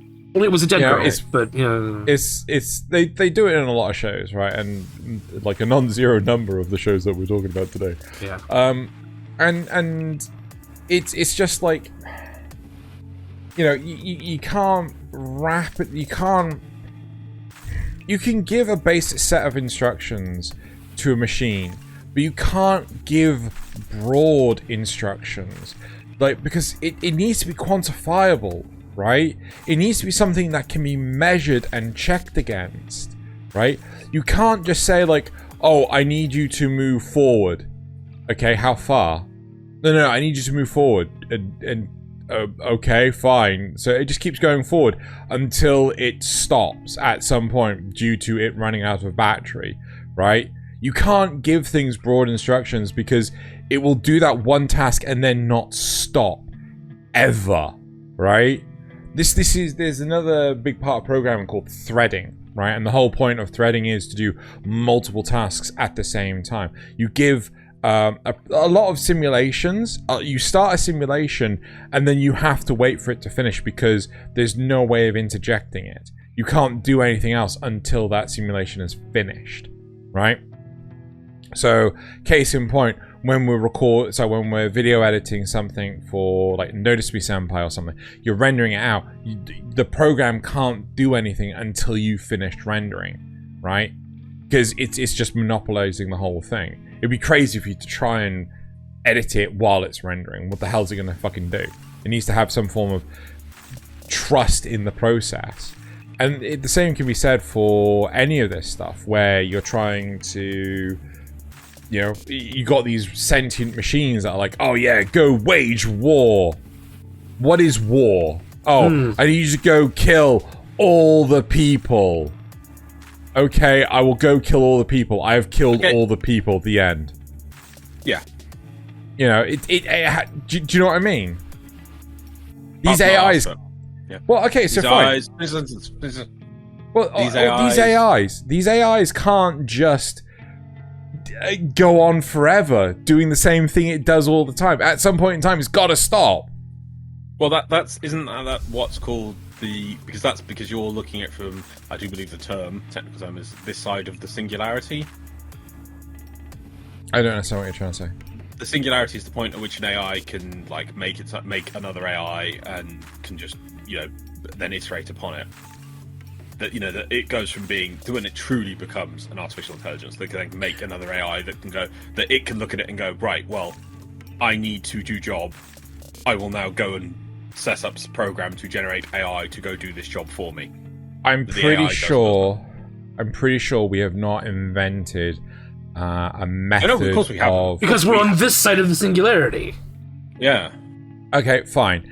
I don't know how we could invent a method of artificial intelligence that could write another artificial intelligence. Exactly. And there was once a time when man didn't I want to jump in. Fly. Oh my god, shut up. I really want to jump in here and say, because I know what's going to happen. People are going to say, "Oh no, you haven't. How have you not heard of neural networks?" Like, no, that's not what a neural network is. It's not. No. A neural network writes itself. You don't have to convince me and Nasuth of the basic mistakes that people make. We totally understand that. Yeah. It might be thousands of years before we even reach this thing, because that's how it is. But for your antiness of it, I know you focus on today, Xeno, but I'm just going to say that traveling on a train will cause you so fast that your organs will explode. Nobody can travel faster than the sound barrier. As Nasuth said, nobody will be able to fly. We're just too heavy. And so you saying that I cannot say that this would ever happen is the same. The world is flat. No, can't be round. You're the same. Your thing is looking at it from this point of view in today's thinking. And I don't agree. I know completely that it's like near impossible today, and it might, as I say, it might take it'd be thousands of years before we might be able to do it. But you have no way to know what might happen, what we might discover in 1,000 years' time. You're not wrong. You're not wrong, but at the same time, I think we're going to invent like space travel, cybernetics. We're going to go full on board with all that stuff before we ever come to an AI that can do anything near this. Right? I just thought of a way around your checksum problem, error thing. What if it has a sub routine that's supposed to go and fix errors, and so it develops this fault, and the subroutine triggers to go fix the error, but it interprets it as being, we'll just get rid of this part so it no longer, we'll code around that bit so it no longer throws a checksum error, and now it's just gotten rid of it completely, and so it never stops. So You'd have to have another to interaction in there. So in order for it to pass the checksum, it rewrites some of the code. It would need to rewrite the code so that it would match the checksum, but somehow match the checksum and not be the right code. Yeah. This is akin to saying I've chopped off a finger, and the only way for me to pass of having 5 fingers is to somehow attach another finger that's exactly the same as the finger that I had before. Just stick a hot dog on there. It's close enough. You won't win. I know. You're not gonna win. I know. You're not gonna win. He thinks the world is flat, Nasuth. Yeah. Shut up, you. Shut up. Anyway, right. Okay, so that's enough. Just the Earth, the sun still spins around the Earth, right? Xeno, you still good on that? Yeah. I mean, we don't want to get heresy by you. I mean, you saw the whole blame Dyson sphere, so I mean, you're just wrong straight from the get-go. The sun is inside the Earth. And sperm contain tiny people, right? Because we can see them on the microscope. Yeah, tiny robot people that convert water into alcohol. I mean, come on, get on board. Just the one thing I would say is that, I mean, you say, this stuff isn't possible, thing, but personally... Right now, I would say... we are so far away from it. ...is looking in a mirror. What do you mean? I just see us as biological robots with nothing. Oh no, I completely agree. But right now we are so far away from it. We will invent all the other stuff on this list. Oh, I'm totally with you on that. Yeah, I say, that's why I said like thousands of years. I'm not going to try and say like the people. For instance, I know that a lot of people are excited by the advancements in AI that have happened in, let's say, the last year to do with image generation. But people don't realize that the AI isn't actually generating the image. What it's doing is looking at the billions and billions of images on the internet and then working from them. It isn't making anything. It's original. a glorified calculator. Yeah, exactly. But now some people would then turn around and say, "Oh, but what are you doing? You know, what aren't you inspired? Was an artist doing? Aren't they inspired by all the other things they've seen and then doing it? It's the exact same as AI." It's like, no, it's not. If I go onto a desert beach and take somebody and give them a canvas, so they've got no stimulus right now, and say, right, make me something from what you see and what you know, they'll make something, and it's like it'll be right in that moment original. It won't be based on all the files they've drawn from. That's the only reason the AIs work is because they can draw billions of images from the internet and then pull them together, factorize them, group them, break it down, and then attempt to make an image from them. People are like, "Oh my god, look, it's like so amazing." It's like, and they still fuck up on everything. But it's not at the same time. It's just guessing. It's just Right. Okay. So one question I have here is like, why would we ever raise an AI that we train to hate humanity and things like that? Like, I don't think we ever will. I think we've already touched upon this. I got sad because my girlfriend broke up with me, so now humanity must pay. So it'd be more likely that something would happen to the AI to change its priorities.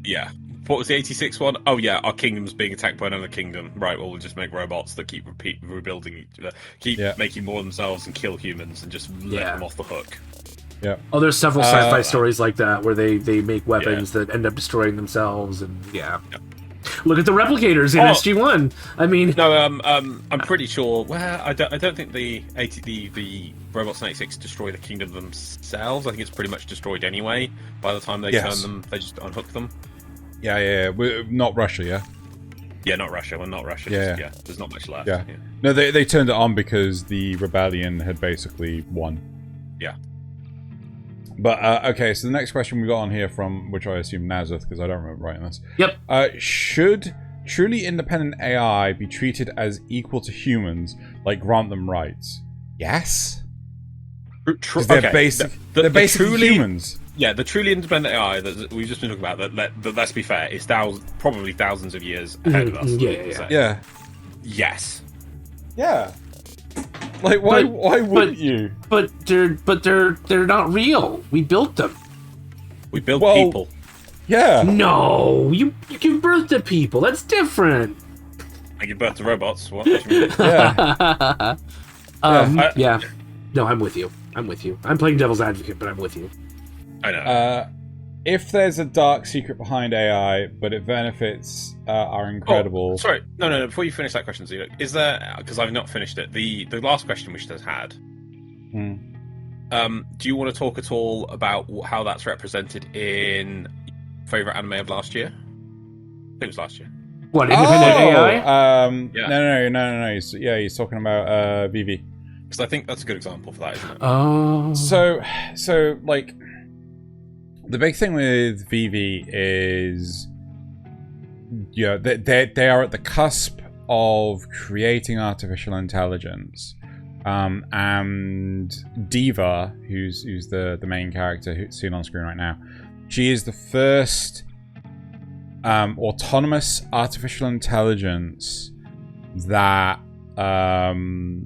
basically can be assigned this mission, right? I'm not going to go into too much detail, but the important thing is that AI of this setting can only be given one mission, right?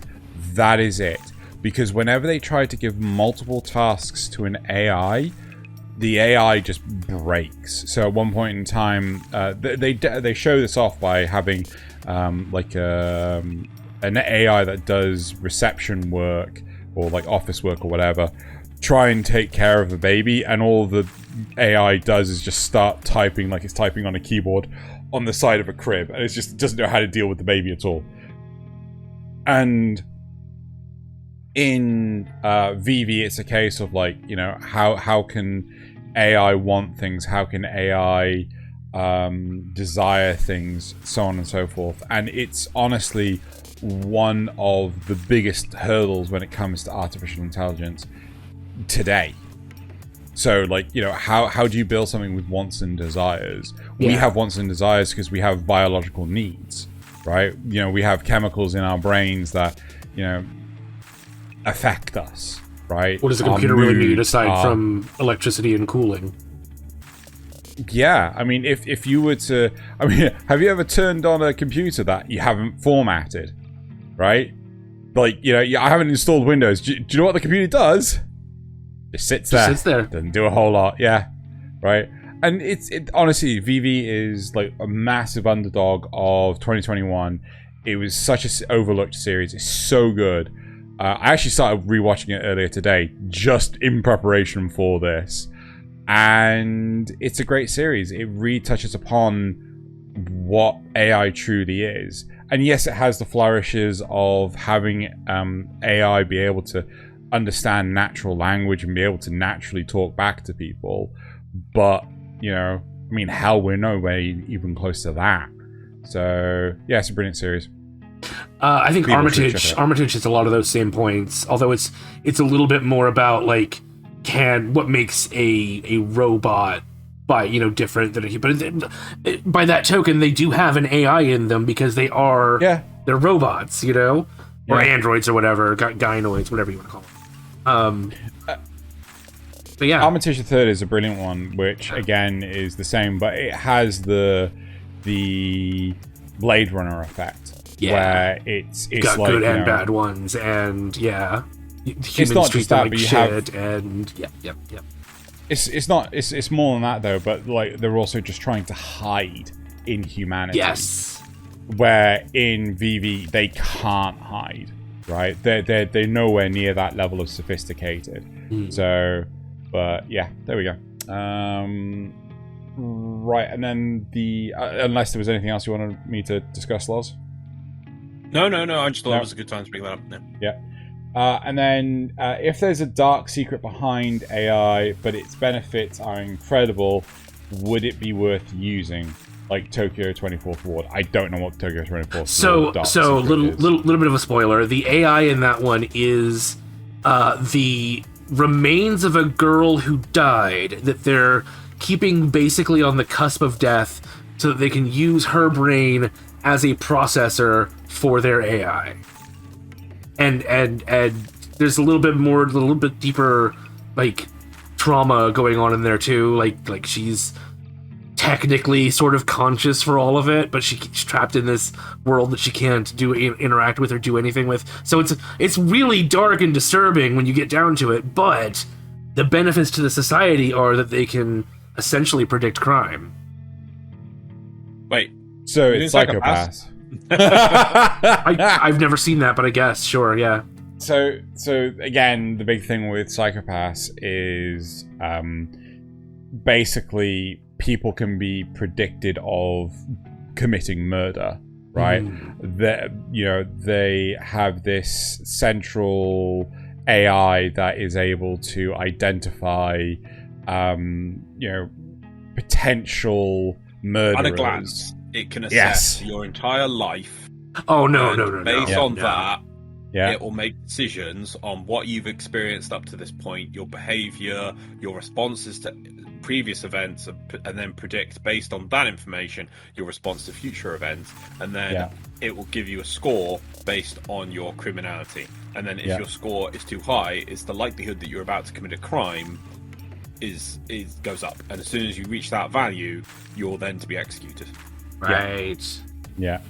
And the big thing is, in Psychopaths, the main villain, right, the main antagonist, he's able to commit murder without the system being able to detect him, right? And the big reason is they basically have a room which is all the processors and everything. It's just a huge collection of brains, right? And they're all linked together. They're all kind of like thinking as one, but because there's no brain that thinks like him, they can't interpret him at all. They don't know how to process any of his emotions or anything like this.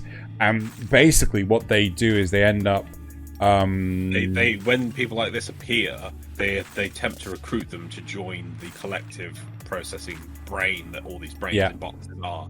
Form because then they have a new archetype of somebody who can write. It's exactly the same. Catch more of them in the future. Yeah. Yep. Yeah. So yeah, interesting. Basically, I mean, I think the problem is when you actually have a society that's based on what you call it, like that kind of thing, that foundation. Security rather than freedom. Well, no. On that foundation, like when you're so reliant on it, you can't really just shake it up and just you pull the plug, right? What's going to happen to economies? What's going to happen to societies, so on and so forth, communities? The whole thing is just going to basically collapse, right? When you've got something you have to stop it before it starts, essentially. Yeah, effectively. You have to stop it before it becomes so ingrained in the rest of the world. Yeah. That's part of why Tokyo 24th is a good example, is because they're sort of testing it on this one little province, the 24th ward. Yeah. And so they can stop it before it's on the verge of being accepted worldwide, and so they do have a chance to stop it. Yeah. Right. I'm actually aware of time. There is more I wanted to talk about. There is more. Well, we've got censorship, power suits, and entertainment. Yeah. Well, clearly we're going to have to do all that for another time. Well, yeah. We have to do a part 2. Yeah. What a shame. Yeah. Part 2 coming at some point. 2023. Right. All the sections we've done so far, we could easily do several episodes just about them. I think you're right. Yeah. See, this is why I feel we didn't have to be every week just talk about a show or what shows we like, or we could just talk. We can just talk a bit of everything and then bring examples in.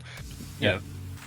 So, it's been a bit different this episode. So I know Xeno's about to continue on to the normal end stuff that we're going to get on to. But if you've enjoyed our ramblings and I'll talk about other stuff, and I've hoped maybe it's inspired you, and if you've got any questions, please put them into the description of this video, because we'll feedback off of those, which I know Drew's about to do them on for the previous stuff. So yeah, if we got any disagreements with anything we said, exactly. I would love it if people think we're wrong with this, or you don't know about this, or stuff like this, because that's great. That's exactly what we want to do. We want to spark discussion.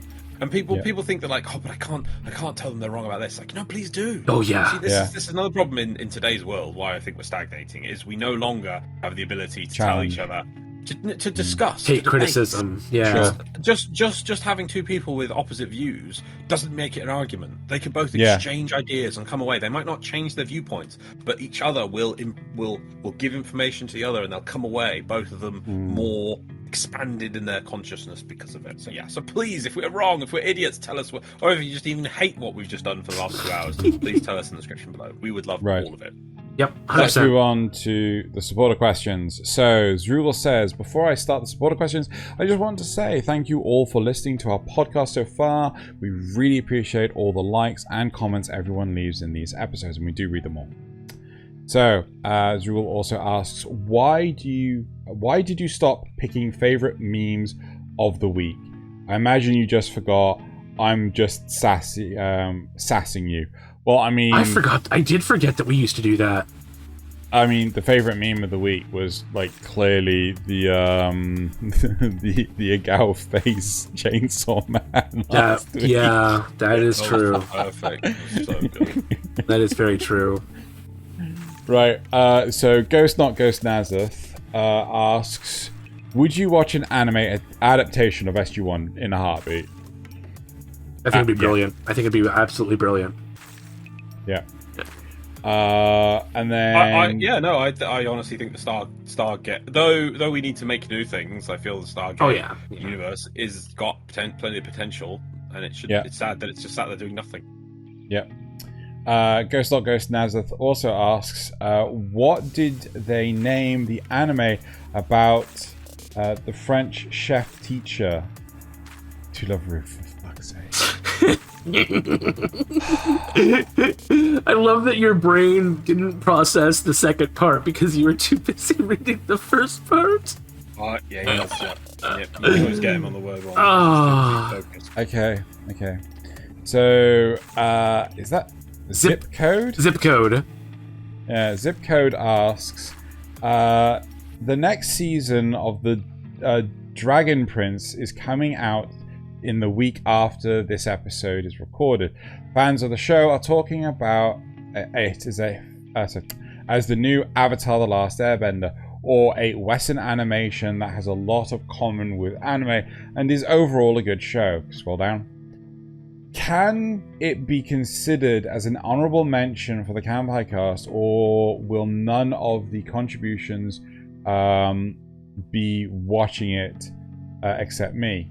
Contributors. I will be watching it. I really enjoy Dragon Prince. It's a Netflix series. Have you even watched the first season? I think this is the 3rd or 4th season that's coming out. I'm not entirely sure.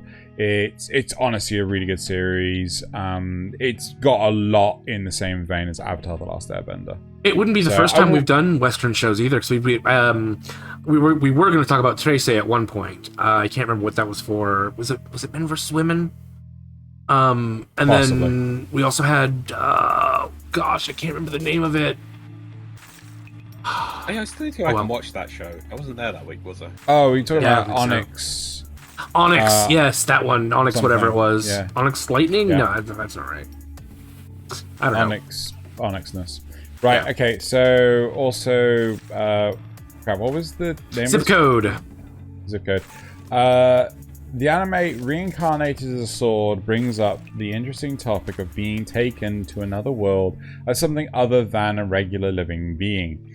If the Kanpai Cast members, if the members of Kanpai Cast were to be reincarnated as an object that should be inanimate, what would they be? And before you come up with the idea, you can't be a truck that you spice other people. I'd be a Gundam. So Loz is being a Gundam. But you can't move yourself. You have to be piloted. Oh yeah. Okay. No, right. but he could at least talk to the pilot. I mean, isn't that just Jehuti? Yeah, I was gonna say that's just You got Ada. Yeah. No, I'd be like Ariel. There you go. Yeah. But Ariel can't talk. That's what you think. You'd be one of the A-mames. Yeah. Oh.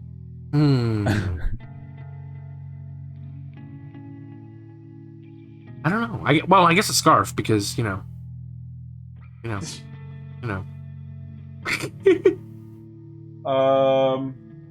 If I had to be something... You know what? I'd be a computer, and I'd just hack the internet. I'm just like, I am now the internet. I have taken control. I am now Skynet. I am the first ever true artificial intelligence that had to die before I became into existence. I would. Oh wait! I want to change my mind. I want to be a. I want to be a railgun so I could be powerful. Right. Okay. So that is it for your computer. Would it be an IBM whatever 200 100? 5000. Yeah, IBM 5000. No. So you could be used by a mad scientist. Son of a bitch. It's Anyway, so cool. okay, so we're going to go on to the comment section. So comments from the news last week. Strong Michelle says, someone has probably said it before, but I like the intro music. Good job. Zrugel says, meow. Meow back. To which Nasuth replies, Solaire is official correspondent in charge of snacks. Snacks, yes. You understand that snacks is spelled with a K and an S, right? No, when you're talking about a cat, it's not. Moving on. Well, surely it'd be treats, but anyway, right. So, and now on to last week's Kanpai Cast comments. So Nick Evans says, I'm upset that Nasuth can't remember best girl Millie Stun Gun Thompson. Yeah, Oh, I Jesus feel fucking terrible. Christ, that was I her feel name. terrible. Oh my god, I forgot her name as well. I couldn't remember. Yep. Right. That's from Right, Trigun. okay. It's you know, there's Meryl and Millie. I need to watch Trigun again. I just Yeah, remember the days of watching it at like midnight at Drew's while eating Chinese food. Yeah. Oh, those were the tips. Zrugel says, hearing Xeno talk his way through a moral guild was worth it. Thank you, Thaylien. Fuck you, Thaylien. Oh my god. I say I need to catch up, but anyway. The Captain Paxo, I do not recognize his name. On note of Eminence in Shadow, I believe the first episode was anime exclusive, so it's technically not canon, as it's not part of the source material. Fuck's sake, why would you fucking do that then? That first episode is such a waste of space. It totally felt like this is the anime I'd prefer to be making, but I'm now not going to make it. If that's the case, if it's not in the actual manga and source material and they've added it in, that really makes it feel like, so this is the anime I wanted to make, but now I have to go make this silly anime about people and magic and stuff. Also, welcome Paxo. Right. If you're new to the audience, thank you, and what a great first impression. Damn it, that really frustrates me. Right, okay. Alex says, any chance you guys could add what platform the shows are streaming on? So that is automatically in the system. However, if the platform does not have a Just Watching... So there's a service, there's a website called Just Watch. And it tells you what platform those things are on. I think the vast majority of them are on Crunchyroll. We could always try and manually do it ourselves. Switch over there now. You can see, you got, still for this one, you've got Psychopaths Funimation and Amazon? Disney Plus and Amazon. Oh, Disney Plus too. So, so they're right above Xeno's head. For anyone who didn't realize that, they are right above Xeno's head. we also collect the languages. Maybe we should make those bigger or make them have bigger logos or something. Because they are really tiny. All the new stuff... Well, no. For Nasuth, do you want to bring it up Fair. a preview? So just to preview it. Right, there you go, Loz. They're not that small. Oh, those. So okay. Yeah. They're not... Yeah, so... But the problem is all the new stuff we didn't have any. Maybe we should put a thing above it saying available on or something? Sure. Maybe, I might actually move those to the top right-hand corner because it's getting a bit crowded down there now. It is, yeah. I also feel like they should be below the other text. Language. Yeah. But yeah. Yep. And again, like a lot of stuff, we get the languages Sometimes they're from lies. IMDb. Yeah, the languages are from IMDb. So if IMDb is not up to date, then we're not up to date. Yeah. But it's also very only go so far. Well, oh dear God, I think we have 400 odd shows in the system now. Yeah, it's crazy. It's just getting bigger and bigger, and having to manually do that is just a pain. And then Strombus Void Shell says first, which we read last. So there you go. Yeah, right. Okay, and now it's time for the memes for this week. All the memes are curated from Reddit, various different subreddits. Oh, actually, I just remembered. I've got a Twitter one this week as well. You do? And Loz is getting tired, so let's get on with the show. Right. So, first off, we have people arguing if it's GIF or GIF, people who read it as GIF. The true winners, the true chaotic evil.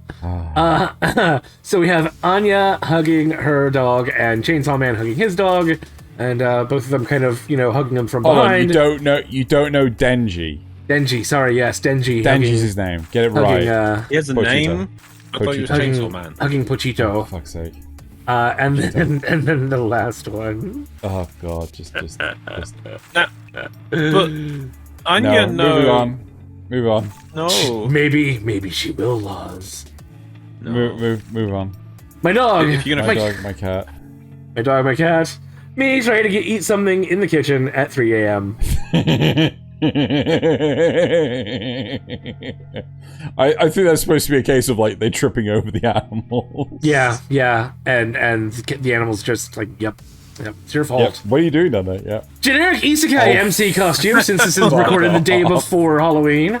Oh my fucking god. Getting hit by a car, starting in this town, having harem, being too dumb to realize a girl's in love with you, having girls fall in love with you with just one look, and being one of the strongest beings in the world. Adult size costume. Adult size costume for a man baby. I'm just gonna point out, I'm a fucking idiot. I genuinely thought that was legitimate. Shut up. Right, next one. Oh, and look, it's from Spirit Halloween too. Yeah. Next. First day watching an anime. First day finishing an anime. Yeah. And finally, music when no one's around. Music when there's people. Right. So my first meme. Oh, Community card. Yes, come on. How awesome is that? That's just so awesome. This is beautiful. The one from Twitter. Beautiful. Yeah. All right. Second. Japanese animation is cute and cool. Anime giving anime. Yep. Next. we got shit, was it Mount Lady and Patrick. Yep. Oh, dear. Right. I don't get it. Right. She's about to come down on his face. Yeah. Come on, Loz. Alright, so You next gotta think of it with the mind of a pervert like Xeno. Anyway, check it out. So I was like, so he's angled that way and she's angled that way. So is it like his back compressed makes that sort of shape or something? I was like, what? No. He's waiting for her to. She's falling over, and he's looking up. He's just so butt. ready. He's just so ready for that. That's what I mean. Is I was overthinking the meme. Yes. Next. Right. Yo, you checked out that anime yet? Which one? Eminence in Shadow. Eminem in Shadow. Eminem in Shadow. The Eminem in Shadow. Oh, he's the real Slim Shady. Right. The 4 legendary gun-wielding waifus. God. We've got Shinon from Sword Art Online Season 2. We've got Kurumi from Dress Up Darling. We've got the Lamia from Monster Musume. And then we've got John Wick. Data That's Life. not Dress Up. Yeah. Data Life. Did I say my Dress Up Darling? Apologies. Data Life. Yeah. And then we got John Wick. My Data Live darling. Right. And then last but not least. Part of me wants to pick John Wick, but also Finger Gun is like pretty hilarious. She's a Lamia. What's Finger Gun from? Oh, is it Lamia? Okay. Yeah, from Monster Musume. That's why I'm more tempted. Oh no, it's Kurumi. I'd probably take John Wick. It's always Kurumi. You always go Kurumi. There you go. Kurumi has time travel powers. Right, and then last but not least, anyone who can pass through the water barrier will pass the test. This has nothing. This is nothing to a water goddess like me. This has to be illegal. So this is an adaptation of what is this? Tower of God. So yeah, there you go. So that is it. She's absolutely useless. If you want to check out more memes, go to you gotta pick a favorite. Oh dear. It's the chainsaw. It's the Pochita with Doomslayer. Oh, I don't know. That was pretty good. It's the Pochita with Doomslayer. I also really liked my 5th one, or my 6th one, though. It's Pochita with Doomslayer. Anyway, but if you wish to see more memes, go to twitter.com/Kanpai_cast and you'll see 3 memes daily, as long as I remember to do it. Next up, well, and talking about future episodes, we have to plan them out. Anyway, right, so that is it for this week's episode. Thank you very much, everyone, for watching/listening, and now it's time to bottoms up and Kanpai! Kanpai! Wait, that is...